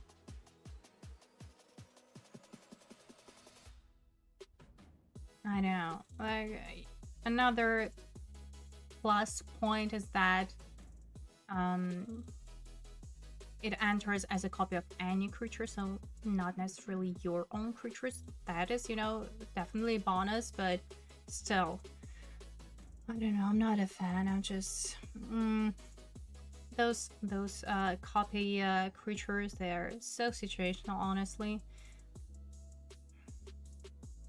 But you know, you have to see. You have to see, right? Probably not going to be a very high pick. Quite specific for a certain deck. Next up is Pestered Wellguard. For 4 mana, we have Merfolk Soldier 3/2. Whenever this creature becomes tapped, create a 1/1 blue and black fairy creature token with flying. Oh. Okay. We're getting there. We're getting to more and more exciting Convoke payoffs or tapping situation, right? I know that, you know, like mana cost is a little bit concerned. So for 4 mana, we have 3/2. But then, you know, coming back to this one, this to drop 1/3. To remember, Vigilance, where are you? Could it be like the MVP of the Merfolks? So we do have these guys. We tap this. It becomes unblockable. We create a fairy and like wham bam. We're good. Synergy. All of that. That's good. I like it. But again, there is this tech building cost, like, but I feel like this set is all about synergy, you know? So it's not humorously good, but in a specific deck, it's going to be pretty solid, I feel like. And especially, you know, if you maybe have some untapping effect, if you can't activate it twice a turn, this can be just wild. All right. Next up, Rhyme Chill for 7 mana instant with Vivid. So this spell costs 1 less to cast for each color among permanents you control. Tap up to 2 target creatures. Put a stun counter on each of them and draw a card. This can be nice. Honestly, like, I can appreciate this design. So again, it looks like we do have a Psycho now for this 7 mana Vivid cards. So in white, it was not. It was not exciting at all. This actually may be something. Also, again, think of hybrid mana, all of that. I like the effect better. You're drawing a card too. It's an instant speed. Hello, Black Lotus. Yeah, I think this is actually playable. More of a control type of deck, or you know, like blue black white situation maybe. What else is there? Yeah, but you have to capitalize on that Vivid though. You have to include a lot of hybrid mana, I think, in your deck for Vivid to work as intended.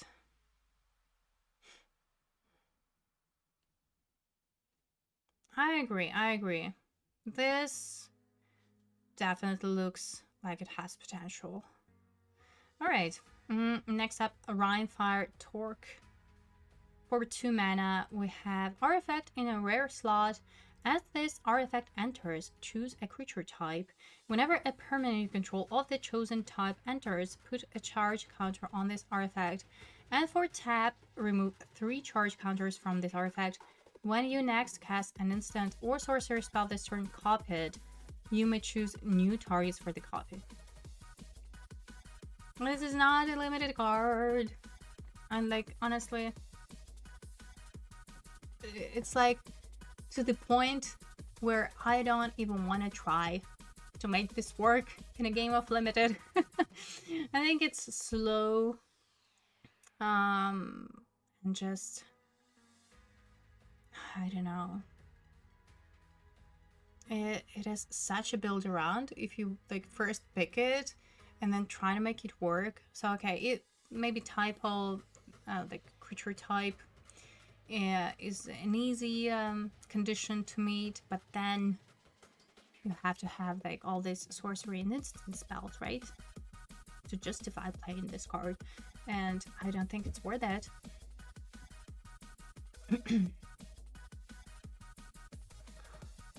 Next up is a Rhymekin Recluse for 3 mana elemental. 3/2. When this creature enters, return up to one other target creature to its owner's hand. Oh, I like it. It is like a tempo card. You can play it out as a tempo, just bouncing something from your opponent's side, or even your own. You know, if you have some ETB, why not? Yeah, it's okay. I like it. Run away together! It's a reprint for 2 mana. Instant, choose 2 target creatures controlled by different players. Return those creatures to their owner's hands. I have a feeling that in this set, this actually may be better. When it was first printed. Eldraine? No? Don't remember. We do have pretty neat ETBs in this set. Oh my god. Shine Striker, 6 mana, elemental, 3/3 flying with Vivid. When this creature enters, draw cards equal to the number of colors among permanents you control. Draw cards. Anything that says that you're drawing a card makes my heart beating faster. Okay, so elemental. First of all, this knits this elementals. Is it archetype, right? This is a 4+ mana cost spell. It has Vivid, so I think it's good just because of the ability, but then again, you have to have a lot of this hybrid mana, or I don't know, this situation to make it work, because otherwise, why would you play a 6 mana 3/3 fire and like draw 1 or 2? Okay, so this is like a borderline draw 1 if you don't have anything else. Maximum 2. No, the maximum is actually like the potential of this card is big. You can draw maybe like realistically up to 4 cards maybe. I don't think how about 5, but yeah, 4 would be amazing. Even 3. Even 3, like totally. Do you agree with me? Next up, Silvergill Mentor. For 2 mana, we have Merfolk 2/1 as an additional cost to pay. Oh, cost to pay. Sorry. Already, like 2 hours and of non-stop talking, and I'm losing it. I'm sorry. As an additional cost to cast this spell, behold a Merfolk or pay 2. When this creature enters, create a 1/1 white and blue Merfolk creature token. Also, like speaking of Vivid, again, these tokens, they have 2 colors. So this is going to be important. So fairies, they are blue-black, Merfolk's white-blue, Kiskin white-green. So for Vivid, it's going to matter. Oh, I'm getting excited. Oh, this is great, honestly. If you're in this Merfolk deck, then this is just amazing. Amazing to drop. But on your turn 2, you have 2 bodies, 3 power total. Incredible. So this is very, very nice. Sailor Guild Peddler for 3 mana, Merfolk 2/3. Look at the art. Whenever this creature becomes tapped, draw a card, then discard a card. Okay, this is a looter. Not great, not terrible, I would say. I think it's okay. Looks more like a filler to me. But I guess fine. If you need this Merfolk count, also like tapping situation, synergy is not nothing. Spell Snare, here we go. We were talking about it yesterday, how Spell Snare is being reprinted. I cannot believe it, honestly. I know that it's probably not as impactful as not as impactful in Standard as it is in Modern, but still with the Cub being more and more popular, this is just a cheap answer to a Cub. Of course, any other 2 draws, but Cub, Simic Cub, or Baroy decks, they are becoming very, very powerful, very prominent, very popular, so probably makes sense. It's like imagine in this Simic mirror matches. Of course, it is a standard, not standard constructed design card. I think in Limited, you wouldn't want to play it. So that's why I didn't talk about Limited and started talking about Standard. Hedology! Ariana, hello, thank you so much for your raid. Also nice to see you. Hope your stream went well and hope you're doing well. Thank you so much. Can't wait to play against you tomorrow. The early access and the day after. So I'm just doing my first impressions / limited set review of LORWYN Eclipsed. As always, just for the sake of staying true to this first impressions, I haven't looked at the spoiler, so I'm reading all the cards and then we just discuss them, how good or not so good they are for limited gameplay, draft and sealed in particular, in which archetypes they would fit, and like all of that, just talking about limited in general.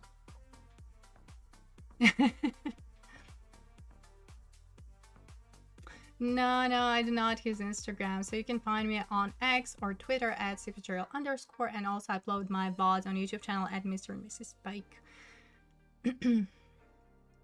Just all the comments and comments that, yeah, I'm doing like it all, just like reading through the cards. We started by discussing archetypes, so it's kind of, you know, underwhelming that the official archetypes, so this 5, you know, because already we sort of defined Orjol and Dimir as other archetypes. But anyways, yeah. This is part 1. Tomorrow I'll be back with part 2, but we're still there. So anyway, thank you so much, and hello and welcome, raiders. Usually I stream my gameplay, anything competitive, as I like to say, but I am a huge limited enjoyer, and when a new set comes out, I do this first impressions limited set reviews.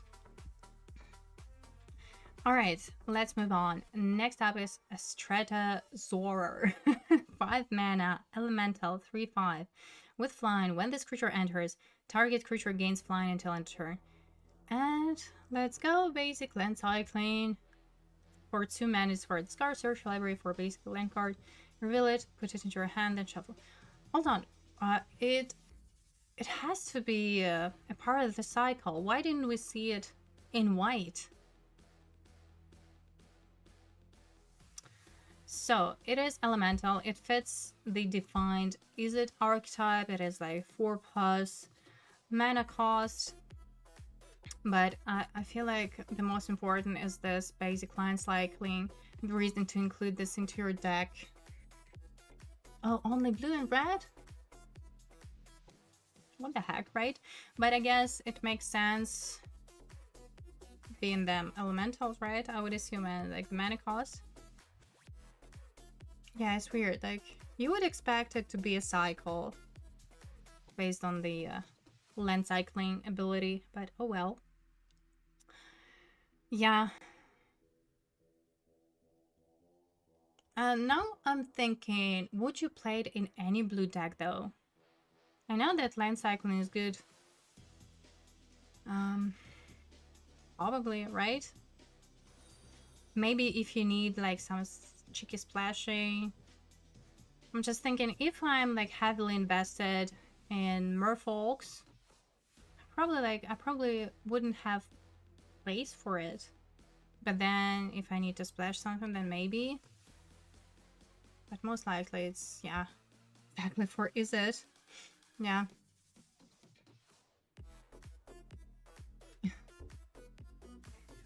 Gonto WC, hello, thank you so much for your follow.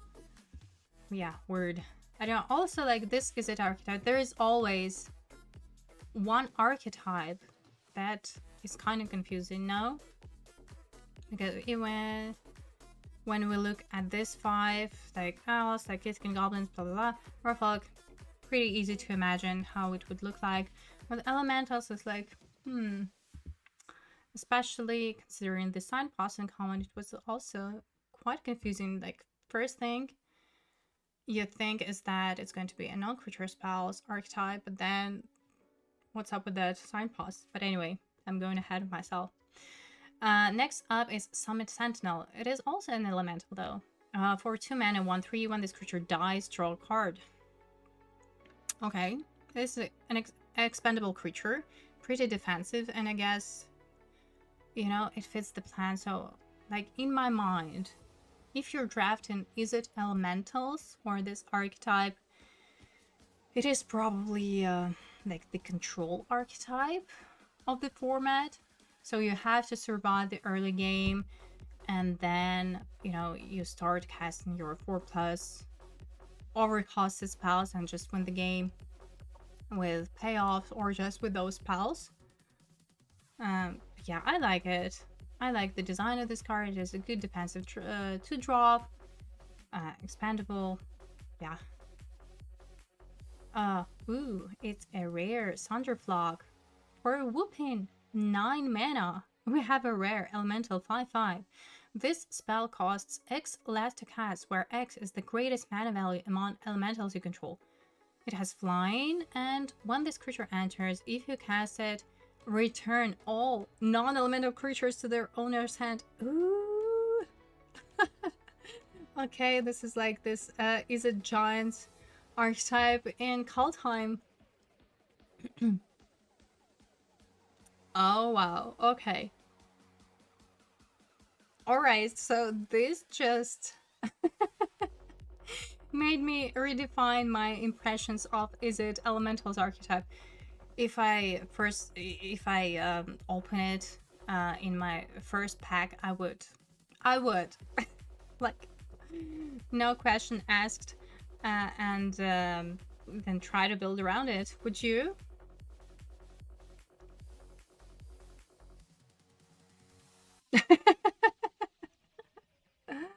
I love this comment, yeah.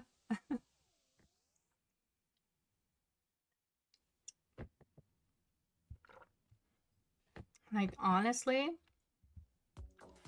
it's gonna be something. Yeah, for sure, yeah. Concrete vibes, yeah. Nice. Sweat Away. For 4 mana, we have instant. This spell costs 2 less to cast if a creature is attacking you. Okay, the owner of every spell creature puts it on their choice of the top or bottom of the library. Oh, I love it. I love, honestly, this sort of soft removal spells, as I call them, they are great. I love them. Even for 4 mana, you know, it's okay, but the fact that it can be cast just for 2 mana is amazing. I think you want to have something, especially in this sort of like control-y archetype, that is a 4 mana. Listen, elementals. Okay, why all of a sudden this archetype is speaking to me? Fought Foos in WW2. Hello, thank you so much for your follow.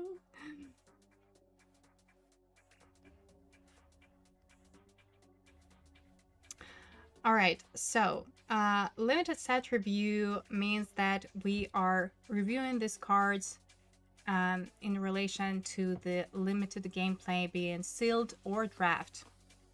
So we're not talking about them in terms of constructed or how good or fitting they are in a constructed gameplay. So only from the limited gameplay perspective. I hope it clears that up. So mostly draft. Usually I stream my gameplay on Magic Arena and Magic Online. Mostly it is constructed, but as I said earlier, I'm a huge limited enjoyer, and during early access / streamer event, I just play limited. I jump limited because I want to learn the format, learn the cards, and I think it's just the best way to do it. And why it is called First Impressions, because I haven't seen these cards before, so I'm reading them, meaning that you can, I don't know, I'm going to upload this VOD, by the way, on my YouTube channel, so I don't know, you can play it and just listen to it as a podcast. That's why I'm reading all the cards, not only for myself, but maybe for those who prefer to listen to and not necessarily to watch, you know. So there is that. This card is amazing. It reminds me of this Buried in Books, right? Strixhaven. I don't remember the name of the card, but honestly, this is great. Except that Buried in Books, the effect was shuffling the creature into library, but I mean, still, this is such good tempo card. A soft removal spell. Amazing. I love it. Okay, Sig. Wonder-Wand Wisdom. It is a merfolk. In a rare slot it is. A part of this cycle. How do you call it in like transformative creatures? What would you call this cycle? I love the innovation that you can like flip it back and forth. Unfortunately, I cannot flip it here, so I have to refer to Scryfall. But anyways, what does it do when you cast it? So first of all, it cannot be blocked, and it is merfolk. And whenever this creature enters or transforms into Sig, Wonder-Wand Wisdom, target creature gains whenever this creature deals combat damage to a player or planeswalker, draw one until end of turn. And at the beginning of your first main phase, as always, you may pay one white mana. If you do transform, so Sig Wonder-Wand Wisdom becomes Wonder-Brine Shield. And what does it do? When this creature transforms into this side, target creature you control gains protection from each color until your next turn. And again, at the beginning of your first main phase, you may pay 1 blue, and if you do transform 6. So this is just a great card in this Azorius merfolk archetype. Like, obviously the easiest, but probably you can splash it too, just because all of these creatures, all of the creatures of this transformation cycle, they're great. Like, the ETBs are amazing, very solid. I like it. Also, just imagine flipping it back and forth, drawing cards, especially like on some creature with evasion.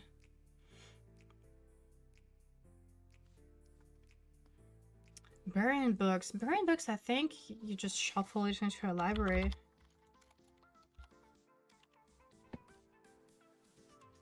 So yeah, burying books, initially, yeah, the mana cost was 5, but it was spell cost 2 less to cast if target second creature put... Oh, you're right. Yeah, second from the top, not shuffle. Yeah. So, yeah.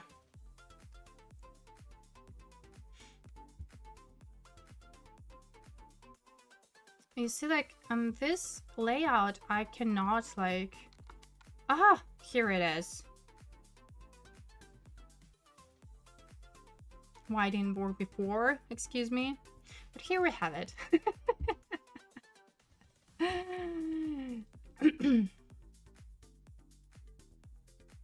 All right. Yes, here you have at least, you know, visual.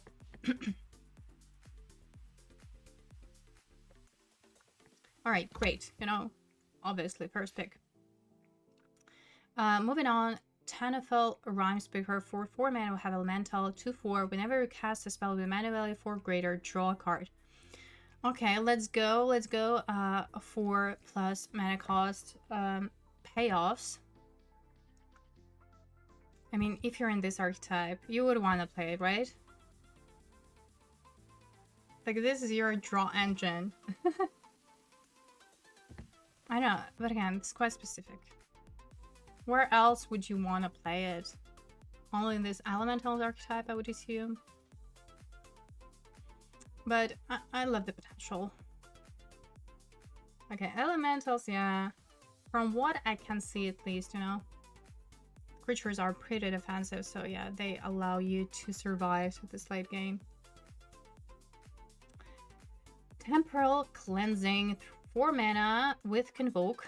Sorcery. The owner of target non-land permanent puts it into their library second from the top or on the bottom. Nice. Again, Convoke.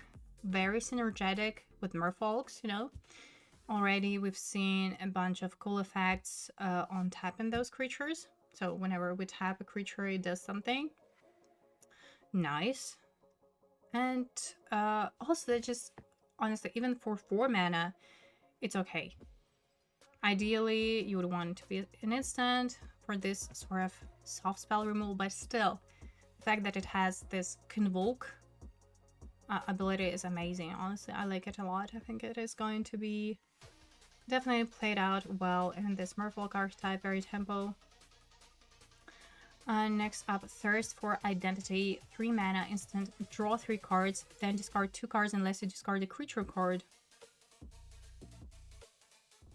Okay. Winter Night Stories at home. Yeah, I guess, you know. It's okay. Draw 3 cards is not nothing. Like, end of your opponent's turn, instant speed. Yeah, I like it. Next up, Unexpected Assistance. 5 mana instant with Convoke. Draw 3 cards, then discard a card. Again, Merfolks all the way. I'll look at the art on this card though. Nice. Again, just, you know, for the sake of not repeating myself, Convoke is great. It's probably the best with Merfolks. Yeah, love it. Instant, amazing. Unwelcome Sprite, for 2 mana, Fairy Rogue, 2/1 with flying. Whenever you cast a spell during an opponent's turn, surveil 2. And just on its own, it's a solid to drop. No, it's a flyer already. Pretty tempo, pretty aggro, and then, you know, yeah, occasional surveil. Why not? Wonderwine Distractor, 4 mana, Merfolk, 4/3. Whenever this creature becomes tapped, target creature an opponent controls gets -3/-0 until end of turn. So, like, first look, like, not great. On its own, it's not great, but if you need that Merfolk count, I think it's pretty fine. Also, you know, I was thinking about this spell, for example. how busted it can be in combat, for example, combined with that Merfolk with flying.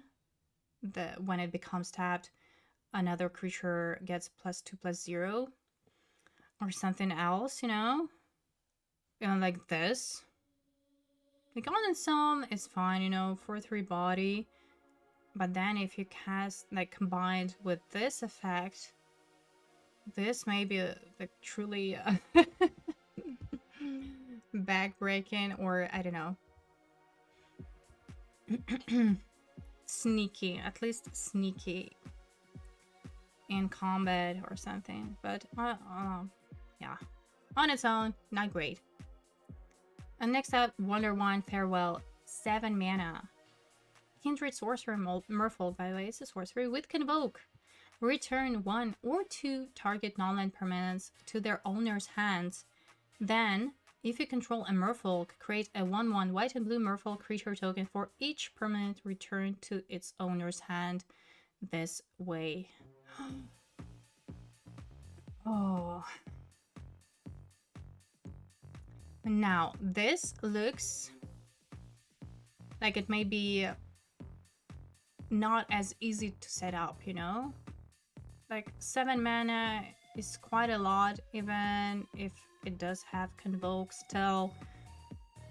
Return up to 2 target non-land permanents. And then like you create 2 tokens, right? I don't know, what do you think? I mean, it's playable, but my concern is that Merfolk is not really a go-wide strategy. I know that you get like tokens here and there, but it's not about that really. Yeah, it's quite expensive, right? Even with Convoke. I don't know. Honestly, I'm on the fence about this one.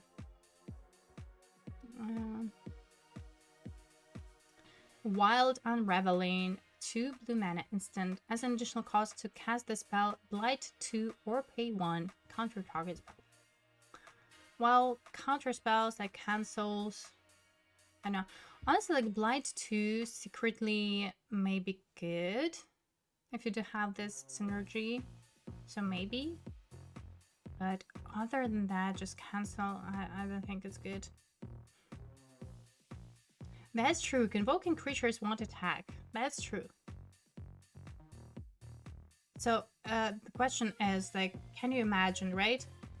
At what stage of the game would you want to cast it? Probably like pretty late in the game, right? How many, like, it's so situational. So late in the game. Also, the question is, how many creatures would you have? How good the attack is going to be, like, and also, like, is it a game-winning spell? Because it doesn't look like a tempo one. I don't know, or maybe it is, like, depending on, again, on your opponent's board state. So hard to tell. All right, and we are done with blue. Now let's move on to black.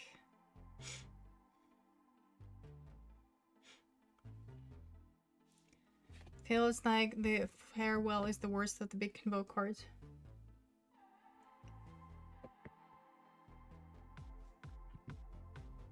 Yeah, and it's a sorcery too. All right, let's move on to black. And our first card is Auntie's Sentence.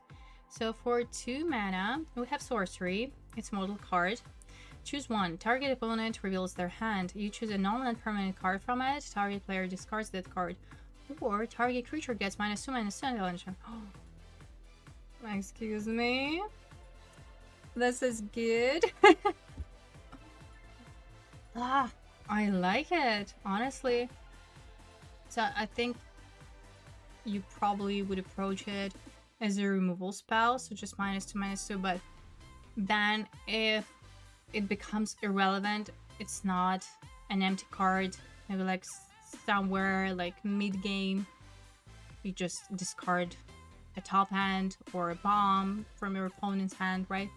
I quite like it. Yeah, I would totally play it main deck, and they are, of course. So now we are in the black territory, so we're going to see a lot of goblins, right?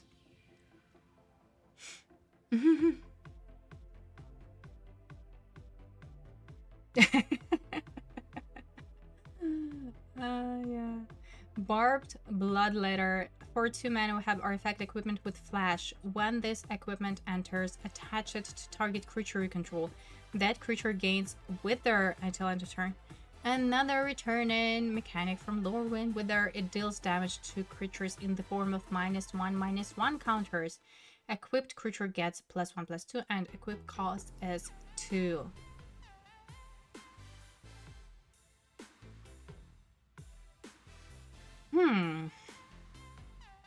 What do I think of that? Where would it fit? So Ragdos is our Goblins' archetype based on the -1/-1 counter synergy. I know it looks pretty aggro, but then you can probably consider it as a combat trick.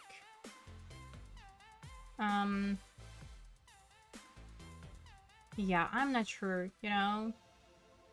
It just looks like another spell that, you know, like a filler or 23rd card, something in that area. Next up, Vile Bogart. Okay, now we're talking. So for 1 black mana, we have a 1/1 creature goblin. When this creature dies, put a -1/-1 counter on up to 1 target creature. Alright, perfect. Agreed. Yeah, this is great. This is good. Obviously.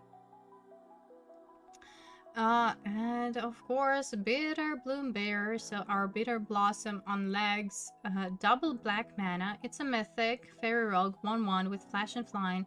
At the beginning of your upkeep, you lose 1 life and create a 1/1 blue and black fairy creature token with flying. What do you think? Would you first pick it? I think, like, come on. Easily, right? For limited, for sure. My only concern is this mana cost, double black. So not always, even if you're playing just straight up 2-color deck, not always you will be able to cast in your turn 2.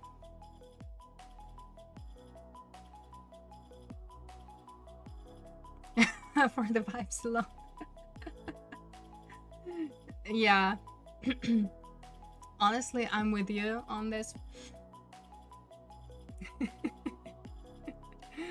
But yeah, if we are being real, the mana cost is concerning though. But yeah, if you played the OG LORWYN, how could you not? Next up, Blight Rod. 3 mana instant, put 4 -1/-1 counters on target creature. Amazing. So, I'm pretty sure, as always, we're going to see a lot of great removal in black.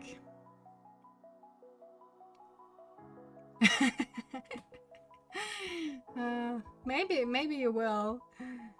I love how it puts counters on a creature, so, you know, you can use it even as a combat trick.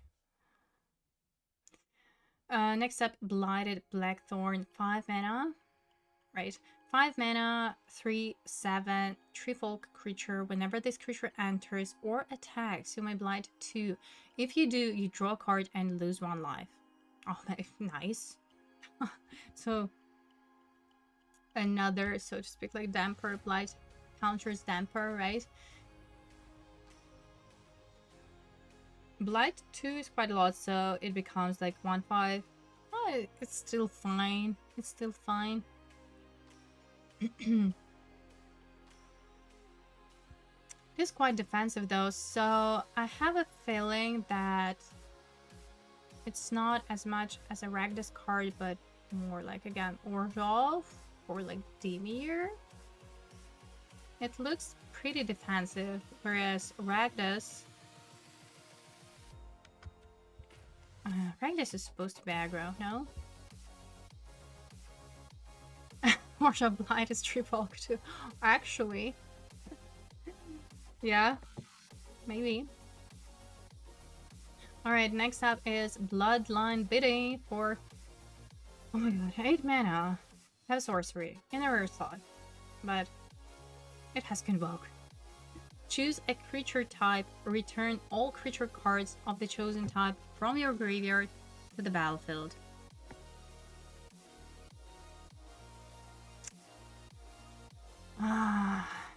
Why do I feel like I'm being tricked? Because like it costs, excuse me, 8 mana. It has Convoke. So already you have to have a board presence to cast it, and then you sort of recharge your board state. It looks like an overkill because if you're able to cast it, you don't need that additional health. Or like, am I misinterpreting this card? I don't know. I just like what?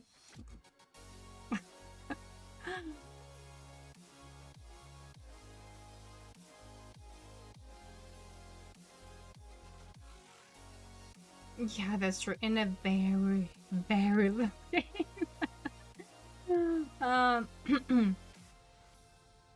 Alright now. Do we have maybe... Oh, there are this so there is this evoke creatures cycle, right? Hold on. Do you exile them or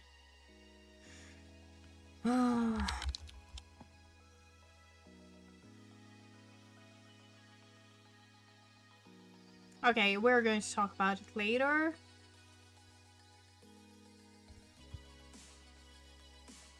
Yeah, but at the same time, you know, like 8 mana.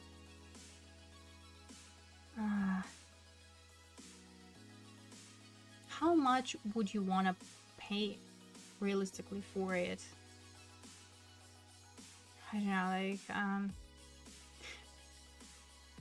to be honest, I would pass on that. So I'm not gonna first pick it. I don't believe in this, but maybe I'm wrong.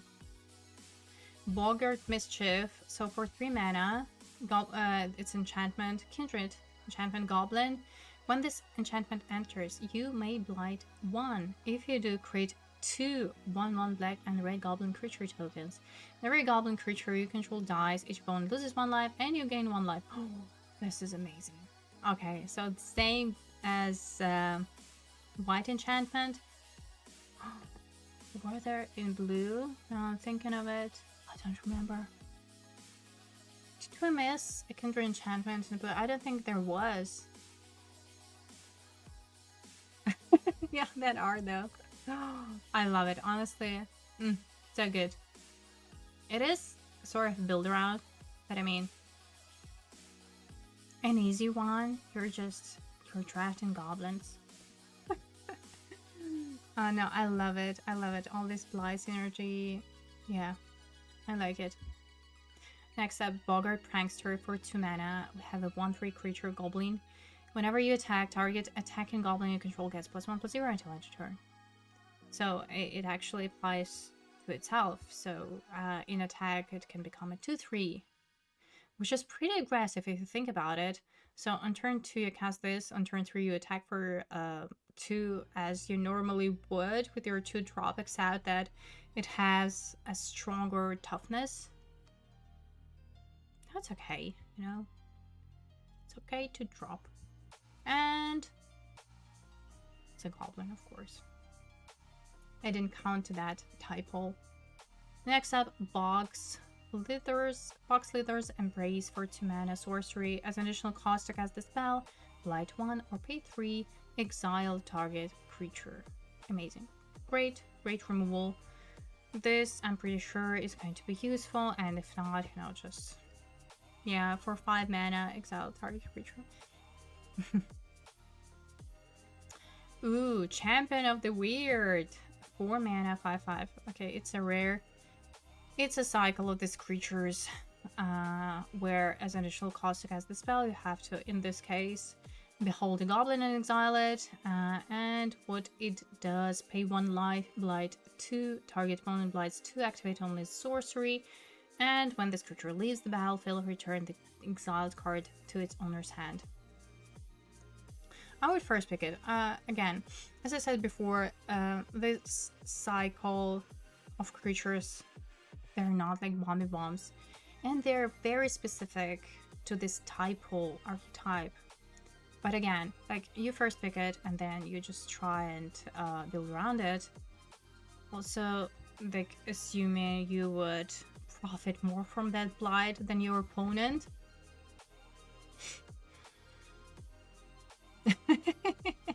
Very funny.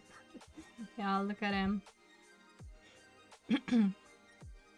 Next up, Creekwood Safe Right. For 2 mana, we have Elf Warrior 5/5, but it enters with 3 -1/-1 counters on it. So for 2 mana, you get a 2/2 creature basically. At the beginning of your end step, if there is an elf card in your graveyard and this creature has a -1/-1 counter on it, remove it from this creature. So, okay, we are moving into the Golgari Elves territory now. I think, I don't know, so obviously elves, but I'm thinking, could it be universally good? Could it be universally good to drop? I agree, it's very good if you're drafting elves, whatnot, but anywhere outside it. Anyway, next up, Darkness Descends. 4 mana sorcery. Put 2 -2/-2 counters on each creature. Alright. Sweeper.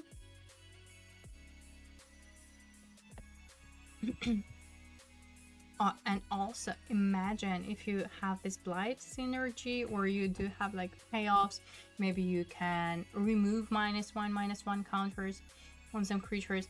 This can be even better for you. Nice. Yeah, and yeah, rest in peace, small guys. That's true. All right, next up, Dawnhand Dissident. For 1 mana, we have rare Elf Warlock 1/2. It does a lot. Okay, so it does have 2 activate abilities. First one, tap Blight 1, Surveil 1, tap Blight 2, exile target card from a graveyard. And during your turn, you may cast creature spells from among cards you own exiled with this creature by removing 3 counters from among creatures you control, in addition to paying their other costs. What do I think? It does a lot. It looks like a very synergetic creature with the set as a whole. It is elf, and at the same time, it is a very, very much build around. It requires a lot of work. Read the corresponding. Eventually, I agree, honestly.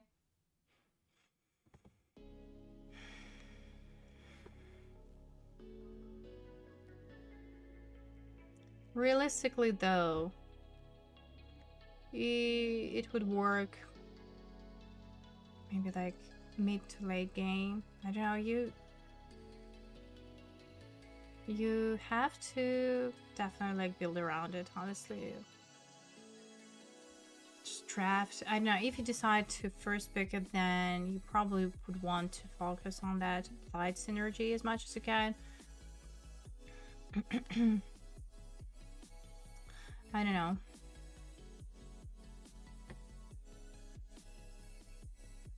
I feel like it is more of a constructed design though. Next up, Dawnhand Eulogist, a 4 mana elf, 3/3 with menace. When this creature enters, mill 3 cards, then if there is an elf card in your graveyard, each opponent loses 2 life and you gain 2 life. Now again, this looks like a filler. Probably if you need this elf count and all that, then it's fine. But yeah, it's not very exciting. I mean, ETB is okay, like your like self-mill action is probably going to be relevant in this archetype, but again, only if you're there, no?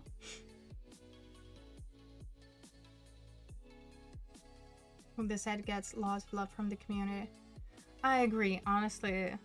I started the stream by saying that as much as I loved Avatar, The Last Airbender, this was, of course, the Universes Beyond set that spoke to me personally, but oh my god. Why does it feel so refreshing to be back to the original Magic setup, right? Honestly, it's not normal that we have more universes beyond that. We do have like original Magic planes, and yeah, totally. I think a lot of people would agree with me, especially those who play the game for a long time. So yeah, LORWYN is great. Next up is Dose of Dawn-Glow. So for 5 mana we have instant. Return target creature card from your graveyard to the battlefield. Then, if it isn't your main phase, flight 2. This is nice. Okay. It's an instant speed reanimation spell. Oh, I love this so much. The question is, are we going to have good targets for it? So, this is a kind of card that not universally good. You wouldn't want to play it in just any deck. You need synergy. But oh my god. This is refreshing. This is refreshing. Instant speed reanimation. Great. I love it, honestly.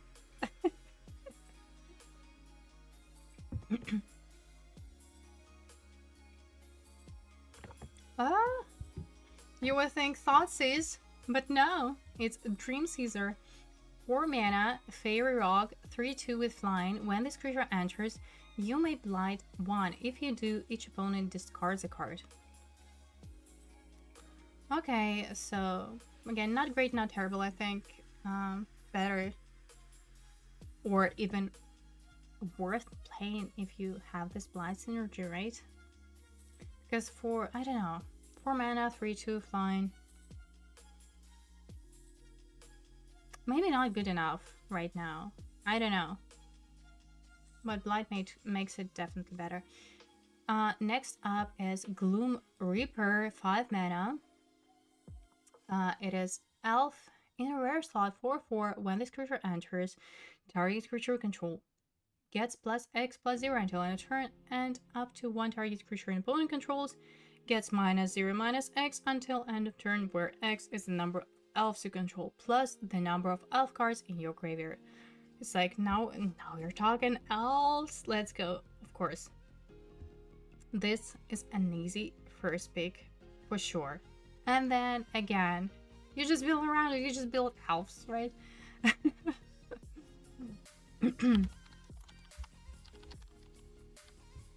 I love it. I love this card.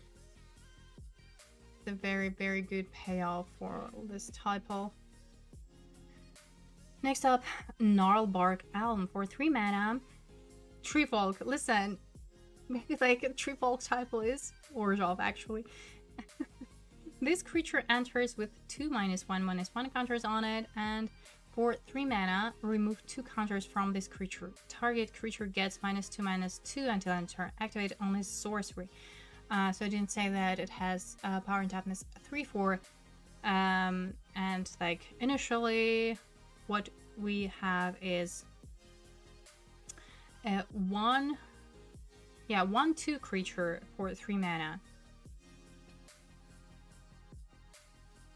Which, you know, if we cast it just as it may be too vulnerable. You probably would want to cast it and activate the ability on the same turn. The ability is good. The downside is just exactly what I said, and also sorcery speed of the activated ability. So I don't know. Next up, Grave Shifter, 4 mana shapeshifter, 2/2. When this creature enters, you may return target creature card from your graveyard to your hand. Okay, Gravedigger. I guess it's okay, especially for this Golgari archetype, I would assume. Ooh, and we are moving on to our transformative creature in black and red. Grub Storied Matriarch for 3 mana. We have Goblin 2/1 with menace. Whenever this creature enters or transforms back into Grub Storied Matriarch, return up to 1 target goblin card from your graveyard to your hand. And again, at the beginning of your first main phase, you may pay 1 red, and if you do, transforms Grub. And it transforms into Grubentaurus Auntie. 2/1 menace. Whenever it attacks, you may blight 1. If you do, create a tapped and attacking token that's a copy of the blighted creature, except it has at the beginning of the at the beginning of the end step, sacrifice this token. Are we going to have this sacrifice synergy in the end?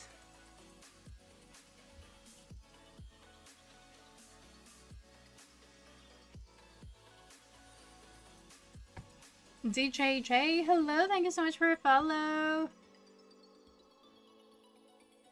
Nice. I mean, again, all of these creatures, I mean, all creatures from these cycles are great. Like, they give you value. All the ATBs, they do something punchy, and yeah, like easy first pick. Even like, I would assume that you could splash it. Probably don't need. Next up, Gut Splitter Gang, 4 mana, Goblin Berserker 6/6. At the beginning of your first main phase, you may blight 2. If you don't, you lose 3 life. First of all, excuse me, for 4 mana now we get a 6/6 body. And imagine if you have something else to put these blight counters on. This is just like, what? Nice. I'm curious about this archetype and how we can use this -2/- counters like more efficiently, like in a better way, because I don't know. Well, Ragdos is supposed to be an aggro archetype. So I guess even if we don't blight, we just take 3 and swing. Maybe.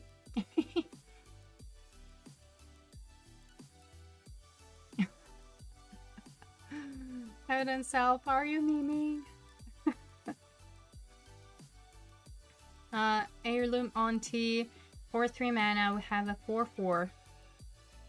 But it enters with 2 -1/-1 counters on it. So for 3 mana, we have a 2/2.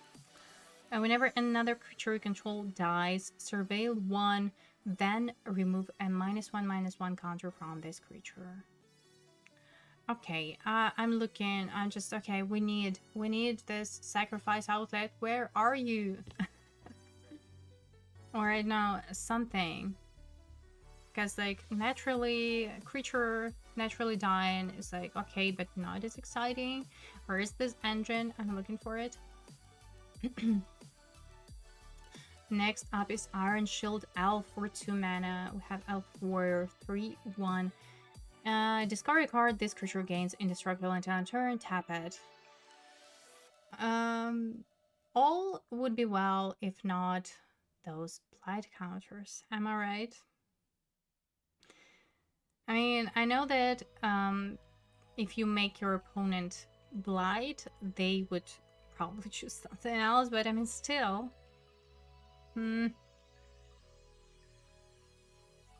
So we have so much removal with -1/-1 counters too. I don't know. I don't. You would probably still play it. He would probably still play it in Golgari Elves because it's an aggressive 2-drop. But yeah, I'm not sure. Moonglove Extractor, 3 mana, Elf, 2/1. Whenever this creature attacks, you draw a card and lose 1 life. Interesting. Interesting. So it looks kind of weak. Not gonna lie. For 3 mana, you get a 2/1 creature. So you cast it. It does nothing. It needs to attack to bring your card back.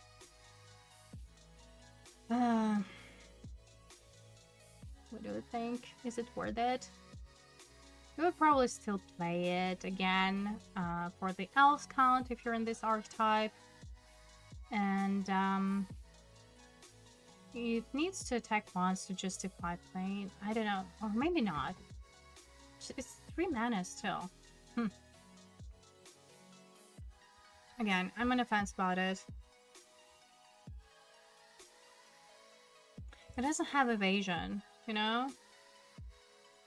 How on earth, Moonglove Extractor, would you attack and survive on turn 4? I don't know.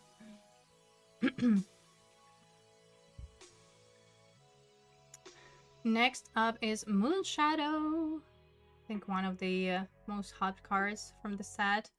1 black elemental in Mythic slot, 7/7 with menace. This creature enters with 6 -1/-1 counters only, so for 1 mana we get a 1/1 buddy. But then, whenever 1 or more permanent cards are put into a graveyard from anywhere, while this creature has a -1/-1 counter on it, remove a -1/-1 counter from this creature. Alright. Again, self-mill action. I don't know, sacrifice a natural trade.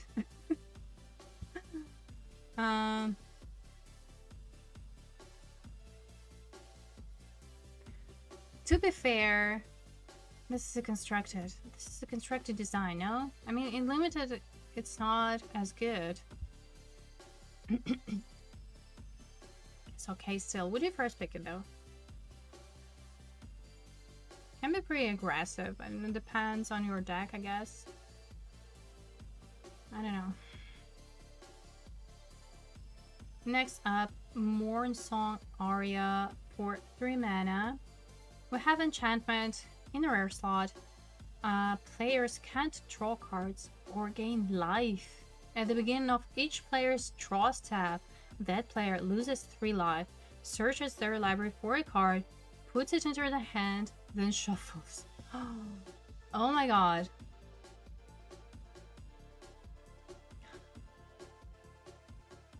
This is interesting. So, what makes it playable is that... Oh, no. Players draw step. So, your opponent... So, this effect starts with your opponent. Nah.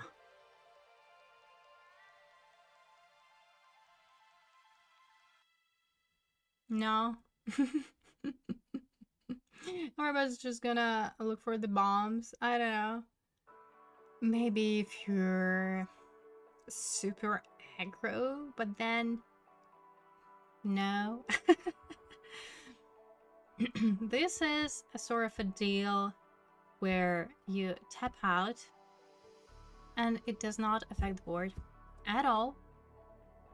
Your opponent gets to profit, let's say, from it first. So, no.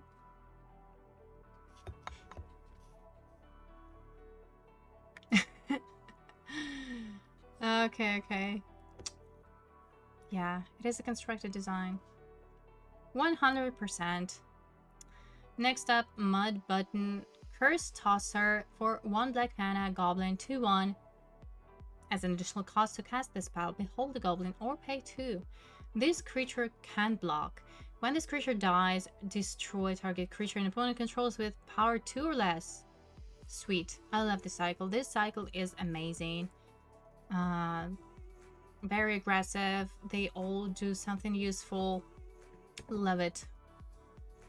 Nameless Inversion. 2 mana, Kindred instant, shapeshifter, so can be literally anything, would fit any deck. Target creature gets +3/-3 and loses all creature types until end of turn. I like it. You know, it's a removal. It's a removal spell. Removal, trick, whatever you like. The fact that it has a Kindred maybe useful, may matter actually. Nightmare Sower. 4 mana, fairy, 2/3 with flying and lifelink. Whenever you cast a spell during an opponent's turn, put a -1/-1 counter on up to 1 target creature. Sweet. I think we had something similar before in Eldraine, right? I like it, honestly. It fits more of a control shell, right? But if you think fairies, you think Dimir. So yeah, I like it. Perfect Intimidation, or Perfect Intimidation, I think it is. Yeah, it's because like champion of the perfect. Or do you still pronounce it perfect? Perfect, right? Anyway, 4 mana sorcery, choose one or both. A target opponent exiles 2 cards from their hand. Remove all counters from target creature. Sideboard. I think even if you're playing a lot of blight effects, I don't know, I don't think it's going to be justified playing that. Am I wrong? I think it's more of a sideboard though. Next up, a Requiting Hex. For 1 black mana instant, as an additional cost to cast the spell, you may blight 1. Destroy target creature with mana value 2 or less. If the spell's additional cost was paid, you gain 2 life. Oh. What? Excuse me? It was such a great removal, and I'm pretty sure that it's going to be played in standard as well, like Dimir mid-range. Just yeah, hold it a little bit longer. We got you. With some more efficient removal.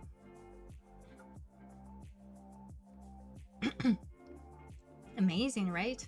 Like, you don't really care about gaining life, but probably in a game of limited, it may be even beneficial if you like blight something, right? So yeah, this is just great design overall, both for limited and constructed. Amazing. So far, this is, despite it being a conditional, this is probably my favorite removal from the set, like so far in black. Next up, Wretched Wretch. For 3 mana, we have Goblin 4/2. When this creature dies, if it had a -1/-1 counter on it, return it to the battlefield under its owner's control, and it loses all abilities. So okay, you can, you know, blight this one, trade it, it comes back, and then that's it. Just 4/2, right? No, it's okay. I quite like it. It's a goblin too, quite synergetic with blight. Yeah, love it. Just my only problem with it is toughness 2, so it trades with the 2-drop. But other than that, no, great synergy, goblins and blight. Next up is Scarblade Scout for 2 mana.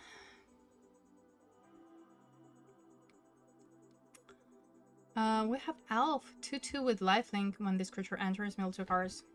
Chef's Kiss. This is exactly what you want from your 2-drop in this archetype. Amazing, amazing ETB. I love 2-drops with lifelink, honestly.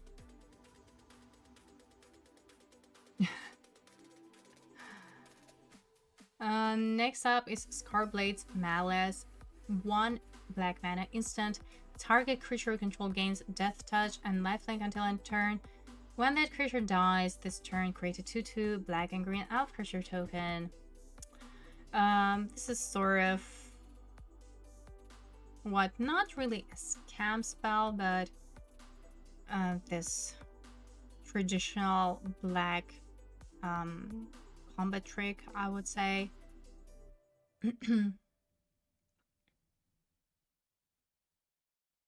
Guess it's playable.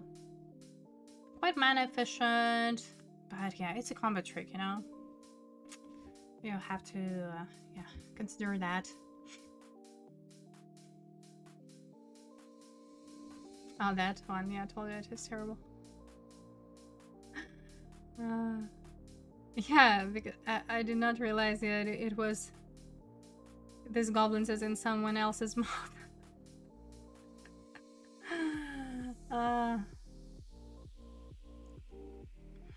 Alright, Shimmer Creep. 5 mana, elemental, 3/5 with menace and vivid. When this creature enters, each opponent loses X life and you gain X life, where X is the number of colors among permanents you control. So, where does it fit actually? It's not like elemental archetype is it? It's a black card. 3/5 for 5 manas. Kind of underwhelming, right? This vivid ability. Oh man. I don't know. I don't really like this card. If it was a goblin.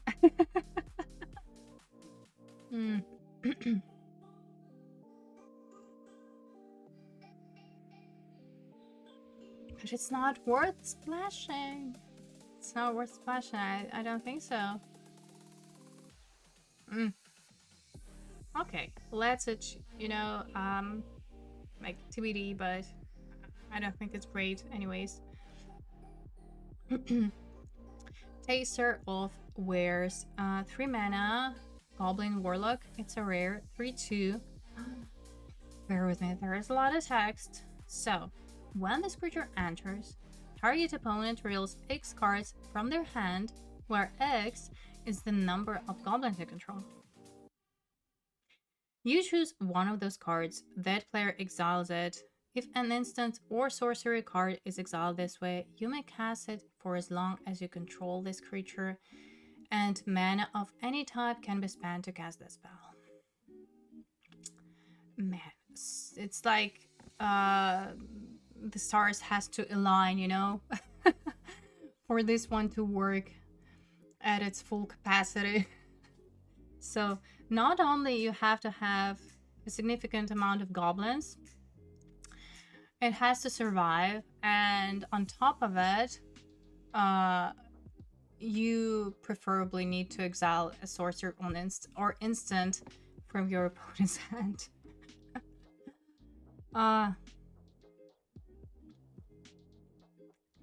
To be fair, I think I would pass on that one if I saw that. Would you?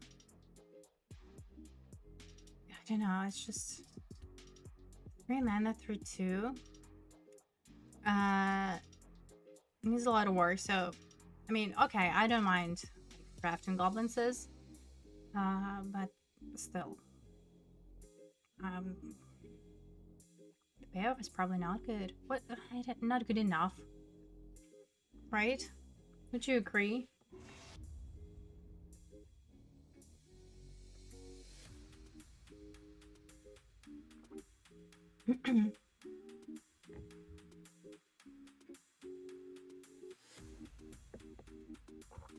I know, I'm skeptical. I'm skeptical about this one.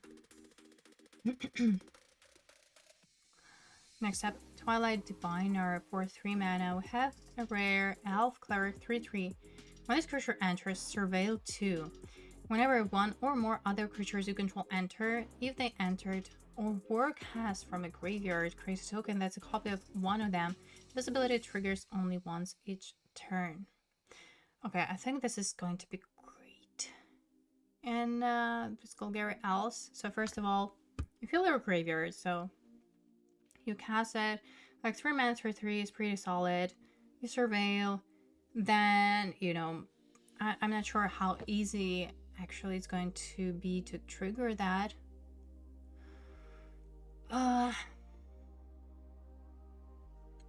Maybe it's a construction card though. Like, it definitely has potential for a reanimator deck. I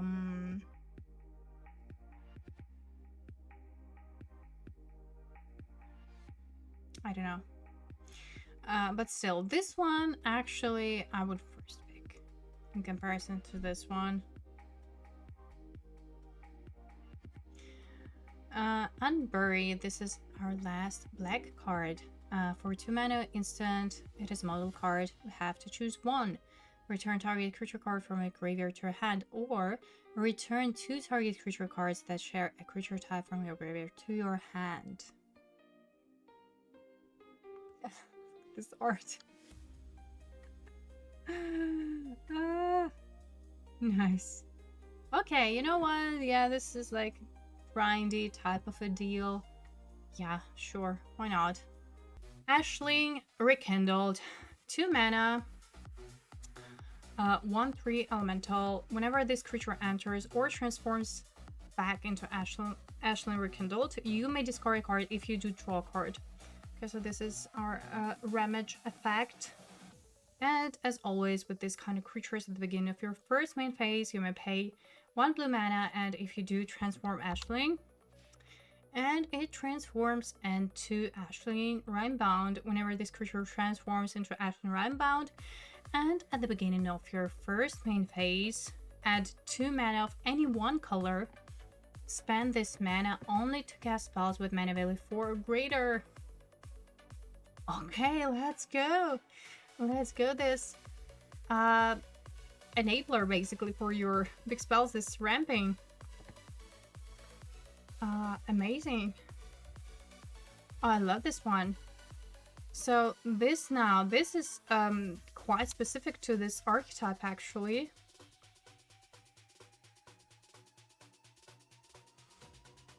Yeah, exactly. So I think that the previous creatures from this cycle, they look more universal than this one. This is quite specific to this Izzet Elemental archetype. But then, yeah, like, again, easy first pick, and then you just build around it. You build elementals, basically. Because this effect is very strong. Like, transform, you just ramp out into all those, your big spells. Amazing. Okay, next up is Boldwyr Aggressor, 5 mana. That are though, right? Giant Warrior, 2/5 double strike. Other giants you control have double strike. What's up with giants? So, we have Treefolk Orzhovs, we have Fairies Dimir, or now giants. Gruul, right? There's this another archetype. What's up with giants, I wonder?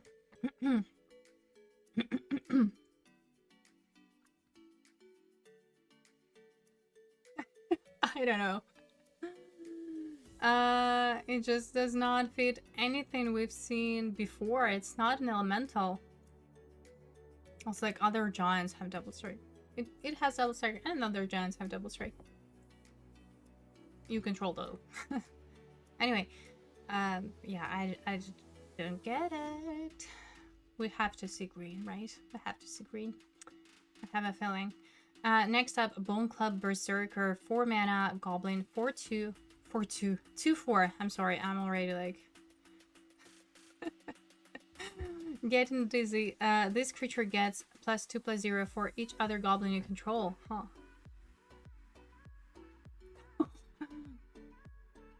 Not +1/+0, +2 for each other goblin you control. Damn. I know, maybe like in a combination, something like, I don't know, give it a trample, or I don't know. I feel like it has potential. Like, it can be like pretty sneaky, pretty aggressive, but then it needs something additional. I know that, like, it probably has to be answered if you're in this goblins archetype. Yeah, interesting. Yeah, the potential is there for sure. But it feels like, I don't know. Now if you're in this goblins archetype, I guess it's alright. Ah. Not great, not terrible, I would say. Boulder Dash. 2 mana sorcery. It deals 2 damage to any target and 1 damage to any other target. Let's go. To any target. Oh, that's great. And this art is hilarious.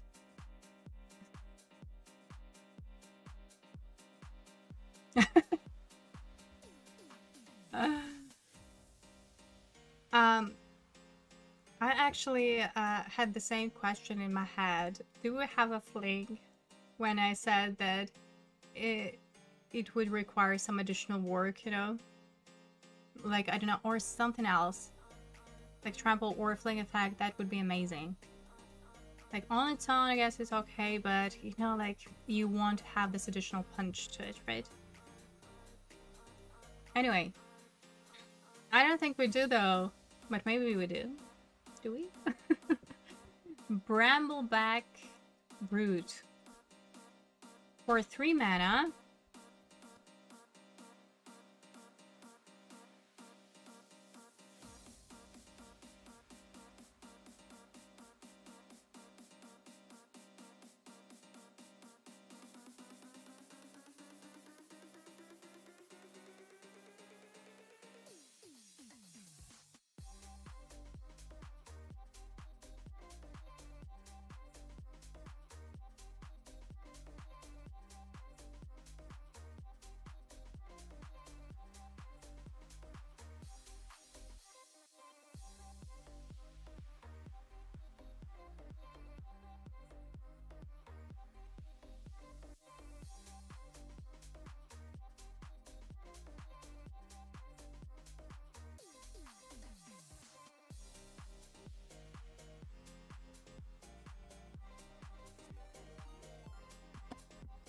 Apologies, I'm back.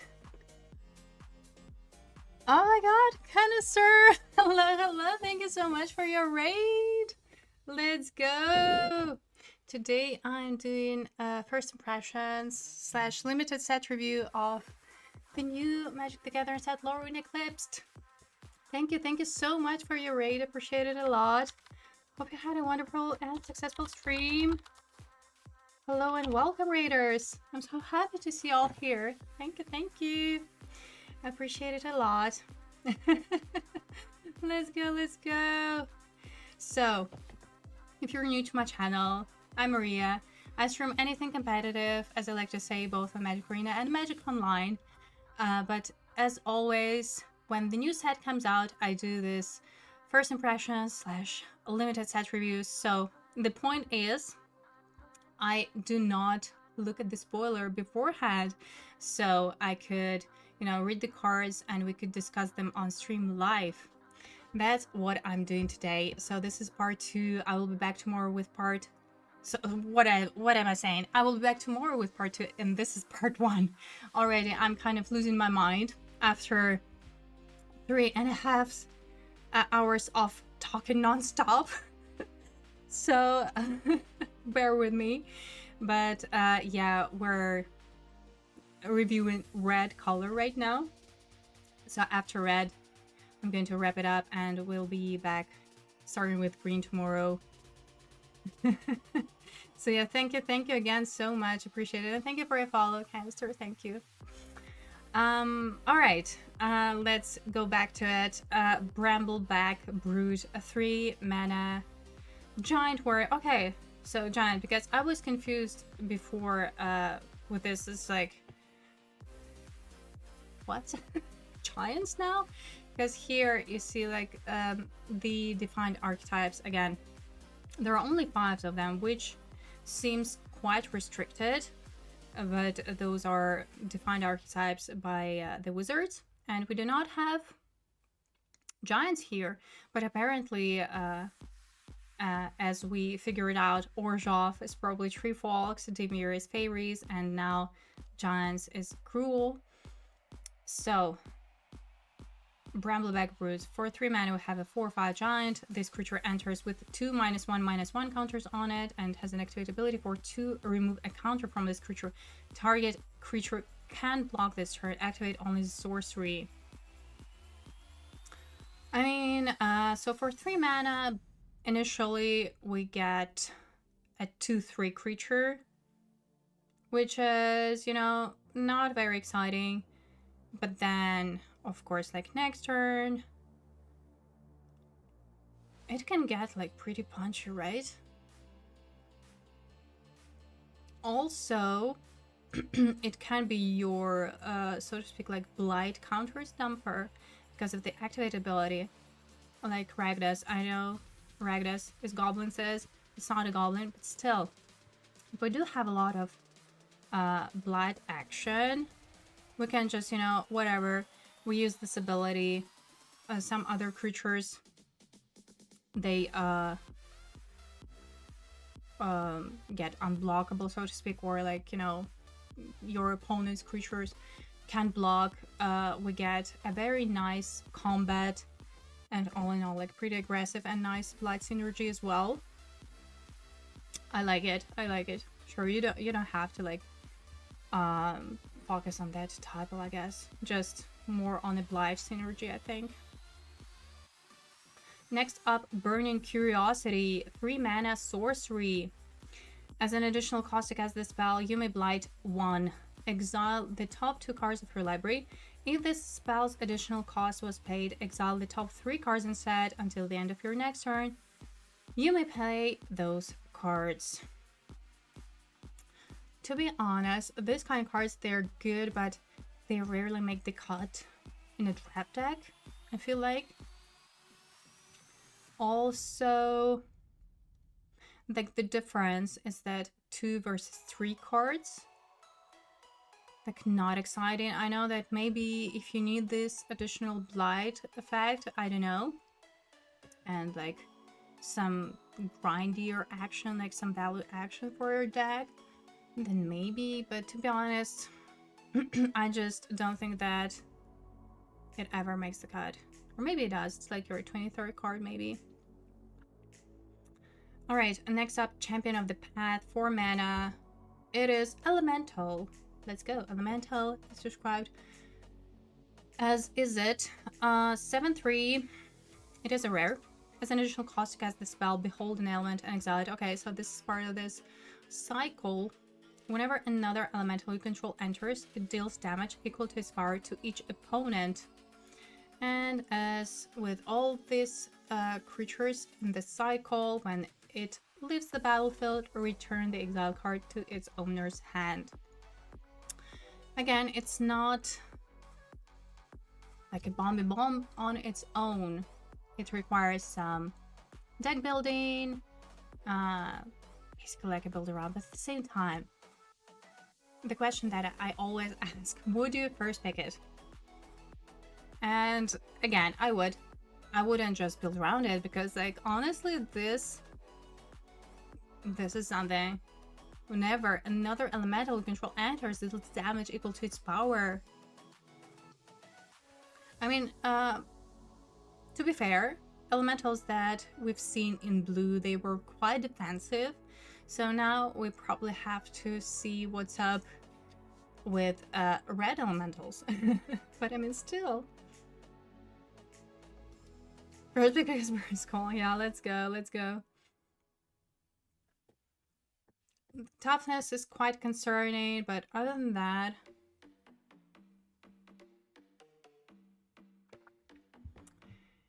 Alright, next up, Cinder Strike, 1 mana sorcerer. As an additional cost to cast the spell, you may blight 1. It deals 2 damage to target creature, and it deals 4 damage to that creature instead if this spell's additional cost was paid. Excuse me, 1 mana, 4 damage. Amazing. And it's synergetic. Yeah.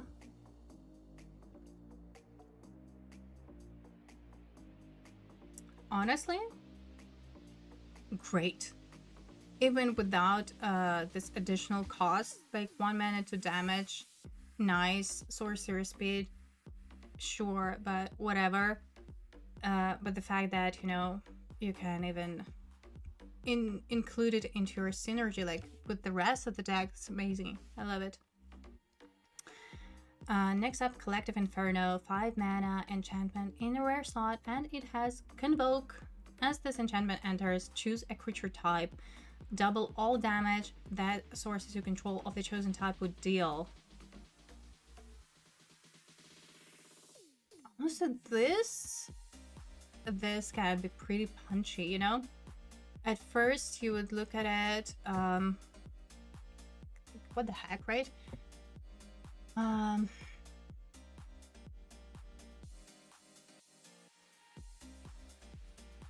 But it says that damage that sources you control, so of the chosen type. Like, okay, let's imagine the situation.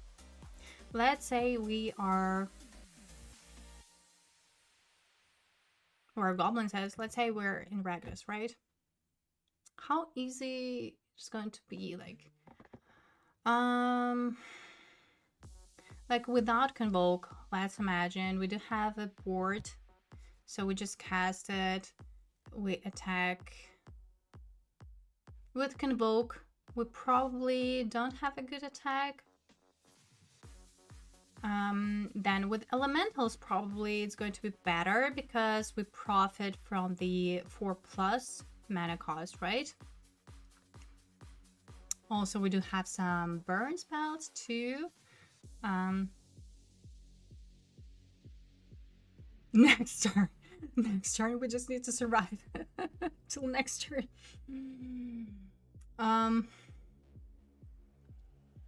To be fair, I would not first pick it.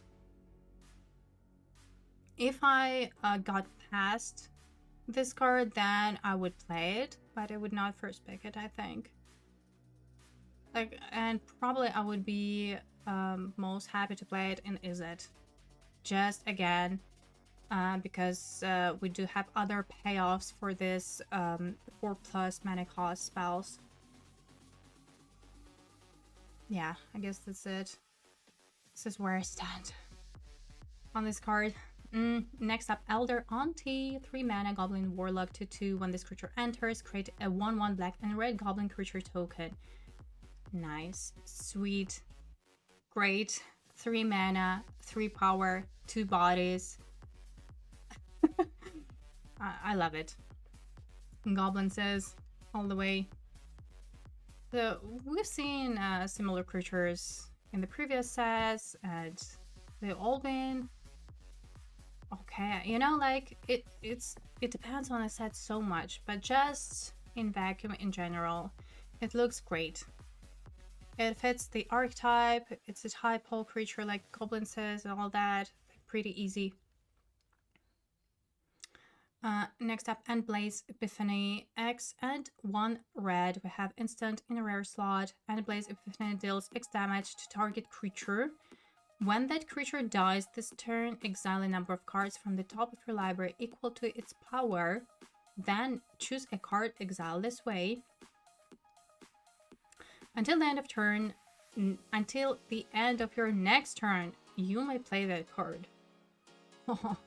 This is nice. It's like a removal and a card basically, right? So like remove a creature and like draw a card. But better because you can actually choose what you need, right? This is great. Amazing. Easy. Yeah, definitely first pick, and yeah, it does not bind you to any particular archetype actually. Yeah, amazing. Great design. I like it. Next up is Enrage Flamecaster, 3 mana, elemental, 3/2 with reach. Whenever you cast a spell with mana value 4 or greater, this creature deals 2 damage to each opponent. Imagine combined with that Um, collective and burn. Just burn your opponent. Listen, I would love to see it in a game of limited. Just burning your opponent. No, I mean, it's a good payoff for sure. Just on its own, not great, and you would probably play it only in this particular archetype. And this is it. 4 plus mana cost spells.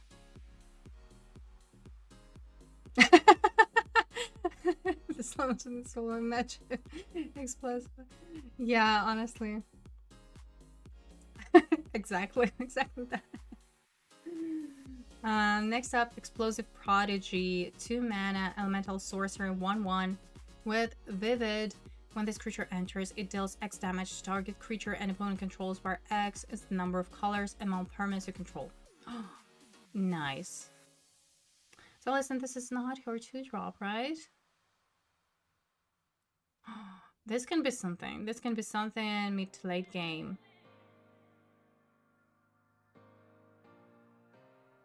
This is not a 2-drop if you want to use the ability. This is strange design, don't you think?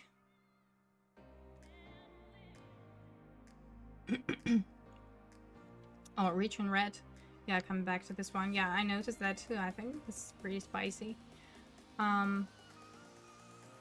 Usually when a creature in red has Reach, it costs like 5 mana, something like that, right? But anyway, what do I think about this one?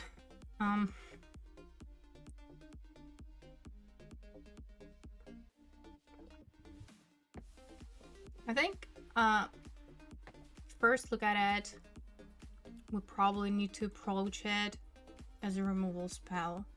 I know it's like a body on a battlefield, which is nice. So it's like a 2-in-1, but then just a 1/1 creature. I don't know. I'm a little bit conflicted on this one. It's quite situational. And it's not a 2-drop. But anyways.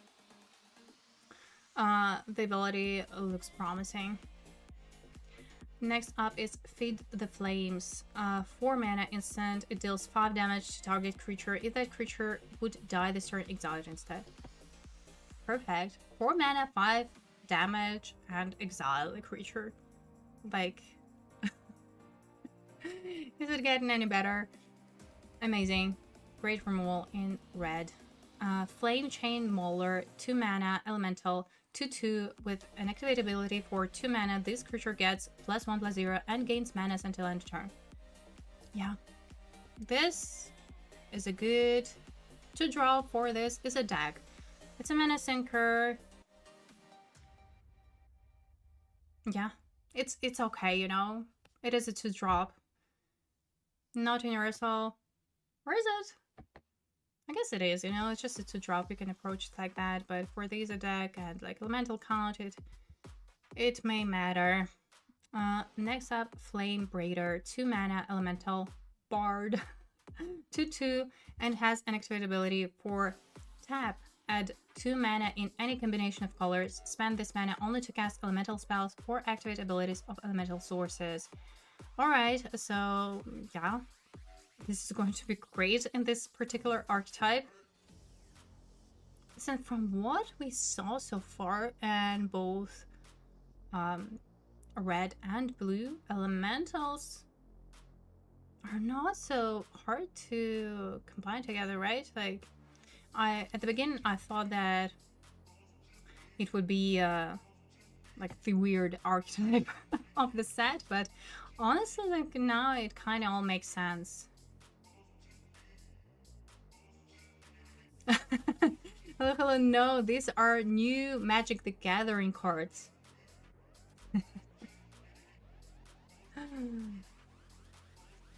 I don't know if it was supposed to be a joke though. No, it's not Lorcana. It's Magic the Gathering new set, which is called LORWYN ECLIPSED, is coming out. And those are the new cards, which are not released yet. So we are just talking through them, discussing them. How good, bad, ugly are they? And all this stuff. Alright, next up is Flamekin Guildweaver, 4 mana, elemental, 4/3 with trample. When this creature enters, create a treasure token. Okay, this is sweet. If we have some other payoff already on 4+ mana spells, plus this, and all in all, it's good. So, also like this. This could be so good in this archetype, right? Turn to this, and then like turn through this, and it comes with a treasure. And all of a sudden, we're in such a good position. We are ramped out. Okay, elementals, I see ya. Next up, Giant Fall, 2 mana, instant. It's a model card. Choose one. Target creature you control deals damage equal to its power to target creature and opponent controls, or destroy target artifact. So far, we haven't seen any impactful artifacts, right? But, I mean, tomorrow we'll finish the set. But target creature you control deals damage equal to... Yeah, it's removal. It's conditional removal. Have to be careful, as always. Like a bite spell in red. Nice. I like elementals. Surprisingly, me too. Like it kind of all it all comes together. Next up, Gold Nap. 3 mana, sorcerer, gain control of target creature until end of turn. Untap that creature, it gains haste until end of turn, and if that creature is a goat, it also gets +3/+0 until end of turn. What? What's up with goats? Do I have goats?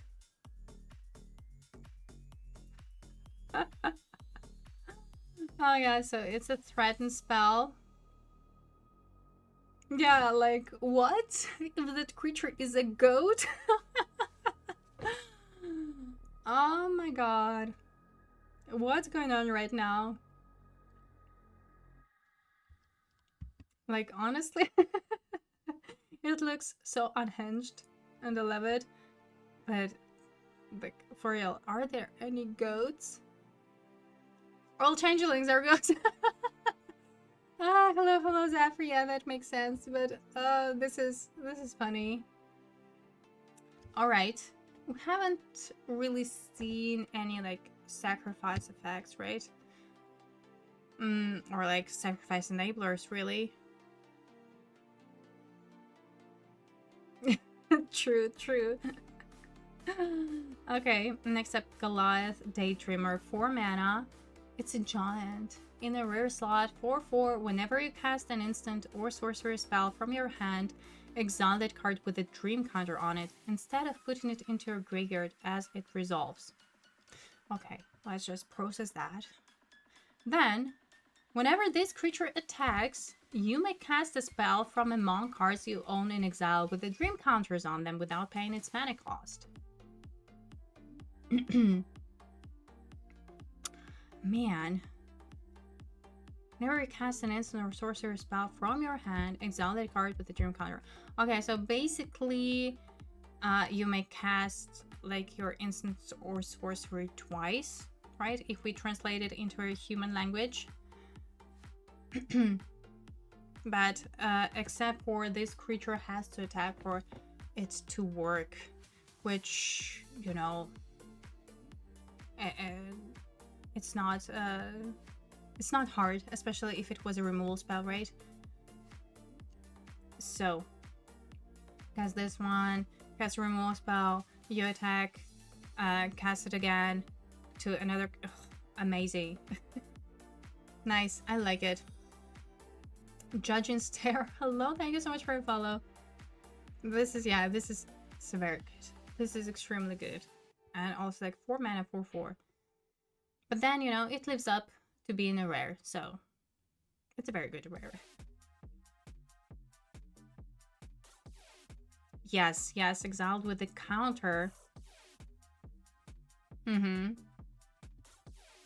Because whenever you cast an instant or sorcerer spell, So it resolves, but instead of going into graveyard, you exile the spell with this dream counter on it, and then Goliath attacks, and you may cast spell with those dream counters without paying their mana cost, which is nice.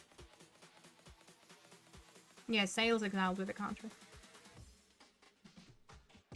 Next I have Crystal Glutton, 2 mana, Goblin, 1/3. It has an active ability for tap, blight 1, discard a card if you do draw a card.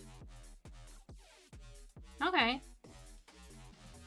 I mean, again, hard to tell how good any of these archetypes are, but you know, Ragdas are goblins, blight, so I guess, yeah, you would need something like that, you know.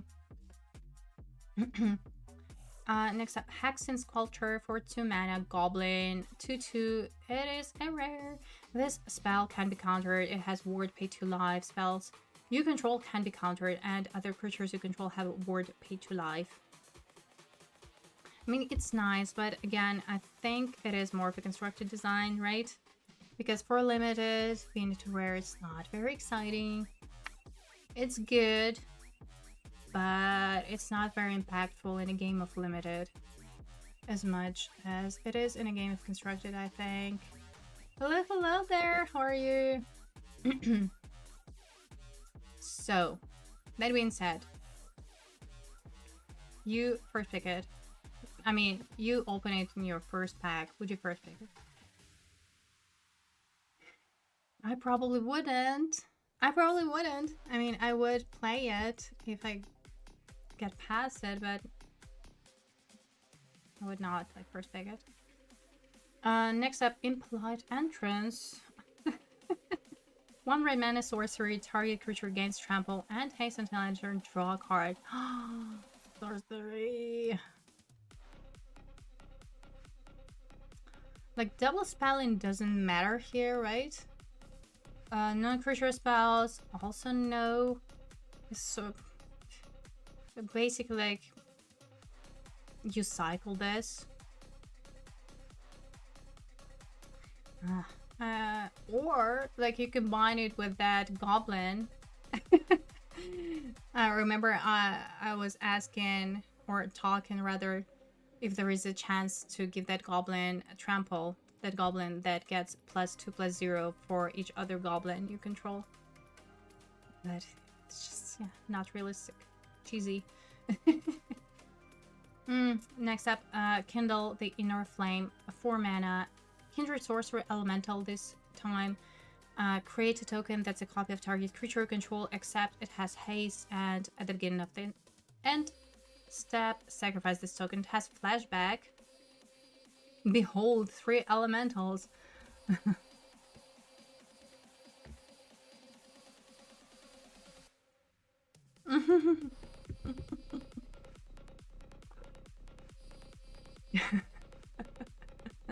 That's a good one.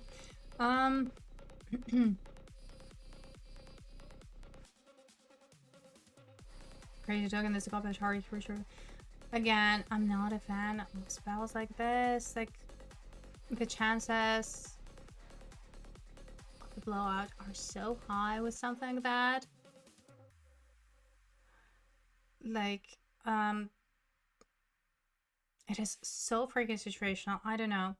At the same time, you know, it's a 4 mana spell, so it is kind of designed for this Izzet elemental deck. I guess it is playable, but so situational. I don't know. Like, on its own, I didn't like it. I guess you're drafting elementals maybe, but yeah. Kulrath Zealot, 6 mana elemental, 6/5. When this creature enters, exile the top card of your library until the end of your next turn. You may play that card. And as Ariana or Hidalgo MTG said earlier, this is our another basic land cycler. So we do have a spoiler. Those basic land cyclers are only in blue and red colors, which are elemental colors. Is it archetype? I guess sure. I mean, you would play it is like in this archetype. Probably if you need splashing and if you're playing red but not elementals too. Yeah. Lasting Tarfire 2 mana enchantment at the beginning of your at the beginning of each end step. If you put a counter on a creature this turn, this enchantment deals 2 damage to its opponent. Okay, Blight payoff. Huh. Listen, but you have to trigger it every single turn to make it work, right? It's just crazy. I don't know. Trash fire. Yeah, you know. Like only if you're able to blight every single turn, I think like in that case, yeah, it is justified, but other than that, probably not. Trash fire. Alright. Okay, next up is Lava Leaper, 4 mana. It's rare elemental. 4 mana, 4/4 already. All creatures have haste. Whenever a player taps a basic land for mana, that player adds 1 mana of any type that land produced. But listen, it would be amazing if it worked only for you, but it actually works for both players. I mean, for all players. For your opponent as well, because all creatures have haste, and whenever a player taps basically, dang it.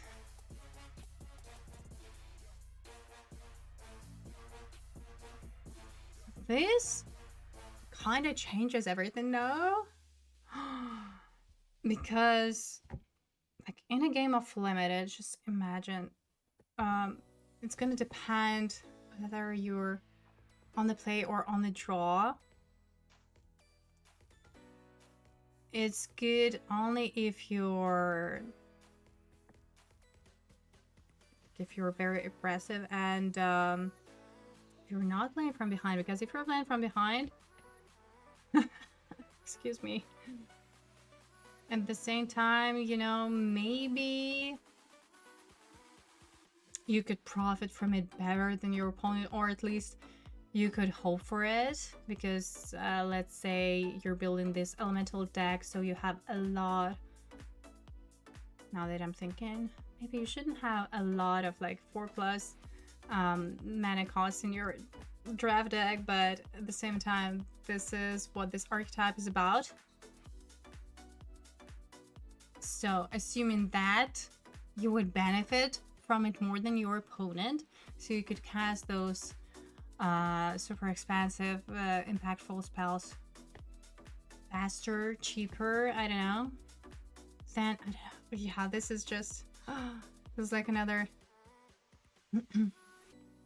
you'll either win very quickly or lose very quickly with it.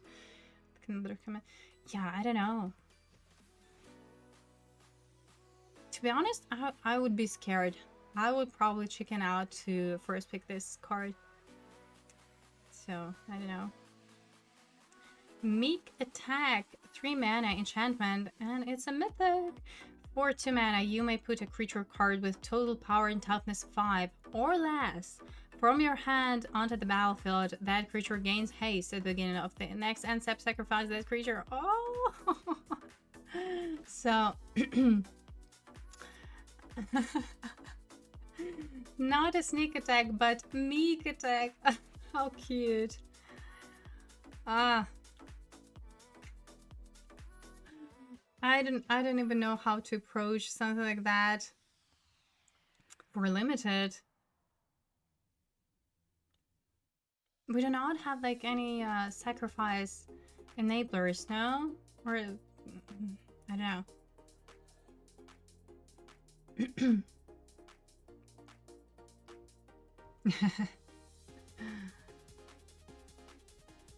Unplayable unlimited. That's true. I had the same feeling, you know?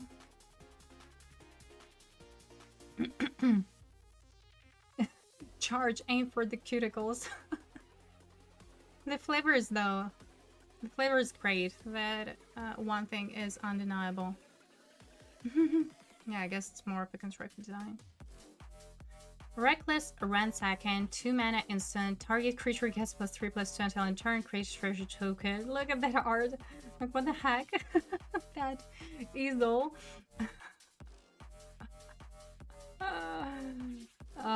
Okay. Again, combat trick. And there is nothing much to discuss, right? Next up, Scuzzback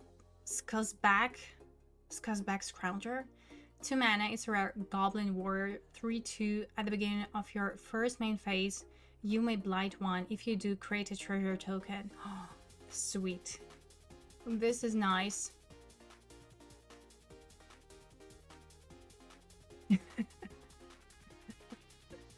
No, this is great. Again, it's not the game-changing rare, but it's a very solid one. I would first pick it if there is nothing else, I guess. Fear, 2 mana instant. It deals 4 damage to target creature or planeswalker. Amazing instant, you know. For 2 mana only. Send red. Red looks very strong. No? Like, at least in terms of removal, it's crazy good. Sizzling Changeling, 3 mana, Shapeshifter Changeling, 3/2. When this creature dies, exile the top card of your library until the end of your next turn. You may play the card. Nice. Yeah. This, you know, one of those creatures that you would play like in any red deck. Oh, this one uncommon. Yeah, that's true. That's true. This is uncommon as well. Soul Immolation. It's a mythic, a 5 mana sorcery. As an additional cost to cast the spell, Blight X. X can be greater than the greatest toughness among creatures you control. And it deals X damage to each opponent and each creature they control.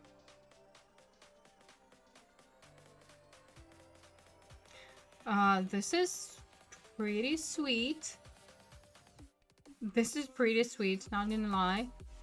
So for 5 mana, we have like a Sweeper and also like a burn spell. Again, so it's like 4+ mana cost fitting the EZ elemental strategy. Blight, also like Rakdos, synergistic with Rakdos. Yeah, it's pretty nice. Situational, yes, because you can like imagine. It may happen that you do not have a board, unfortunately, and you like draw this spell and like it does nothing, you cannot cast it, right? Yeah, what do you think about it? Would you first pick it? Would Bustin say, well, yeah, but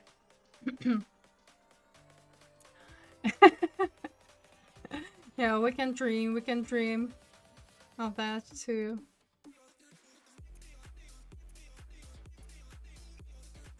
Yeah, that's true, that's true. Yeah, this is pretty neat. Pretty nice design. I mean, I probably would first pick it, even though it is situational. It's a mythic though. Next up, Soulbright Seeker, 1 mana elemental, 2/1. Again, it's a part of this cycle. As initial cost to cast this spell, behold an elemental or pay 2. It has an activate ability, 1 red mana. Target creature you control gains trample until the end of turn. If this is the 3rd time this ability has resolved this turn, add 4 red mana. Oh my god. This is an interesting one. So first of all of those creatures are great. So it's just such an aggressive one draw. But this may be useful in the late game, and like more so in the late game. Because what we saw before, those creatures are great exactly at the early stage of the game. Whereas this one, you know, if you want to profit from the ability, like it's more relevant like mid to late game, no? Kind of interesting. Next up, Sour Bread Aunt. 4 mana, Goblin, 4/3. When this creature enters, you may blight 2. If you do, create 2/1/1 black and red Goblin creature tokens. Sweet. Nice, nice. Yeah, this is good. This is good. Again, this blight, Goblin synergy is perfect.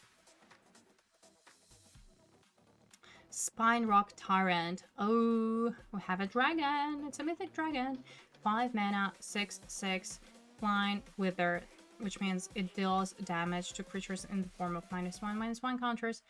And whenever you cast an instant or sorcery spell with a single target, you may copy it. If you do, those spells gain wither. You may choose new targets for the copy. I mean, it's a bomb. Like, come on, like 5 mana, 6/6, a dragon, like, and the rest is just a bonus, right? Oh, I cannot. Squawk Roaster. 4 mana, elemental, X4, double strike. It has vivid, so its power is equal to the number of colors in my permanents you control. All right. No, this is just like, this is not it, no? Nah. But it's an elemental and the mana cost is 4. I don't know for what it's worth, but I don't know that it's worth that much. Sting Slinger, 3 mana, Goblin, 3/3. It has an ability for 2 mana and tap, blight 1. This creature deals 2 damage to each opponent. Sting Slinger, interesting. You see, like, why surprisingly we do have a lot of burn effects. Nice. Like, I mean, this is quite unusual, not gonna lie. We haven't seen that in a while, I think. Alright. Yeah, I think it's solid. It's Goblin again, like Blight Enabler if we need that. For this archetype, it's going to be good, I think. Tweeze. 3 mana instant. It deals 3 damage to any target. Again, any target. You may discard a card. If you do, draw a card. Nice. And this art. And the last red card, Warren Torchmaster, 2 mana, Goblin, 2/2. At the beginning of combat on your turn, you may blight 1. When you do, target creature gains haste until end of turn. I like the warning that you may. So if you cast on your turn 2, it's just a 2/2 creature.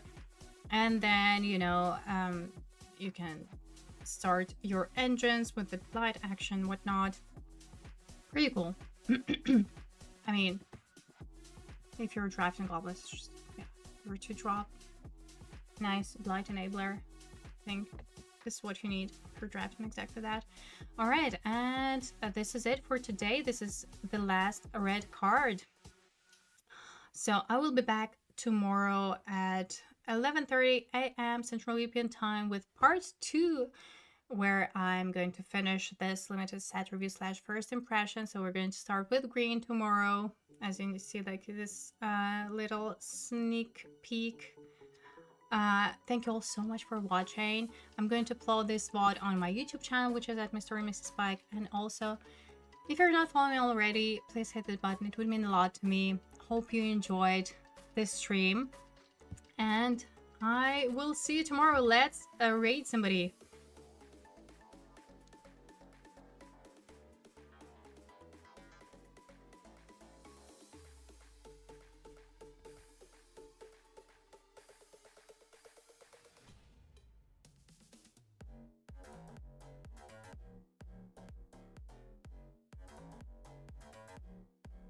All right, let's go. See you tomorrow. Bye-bye.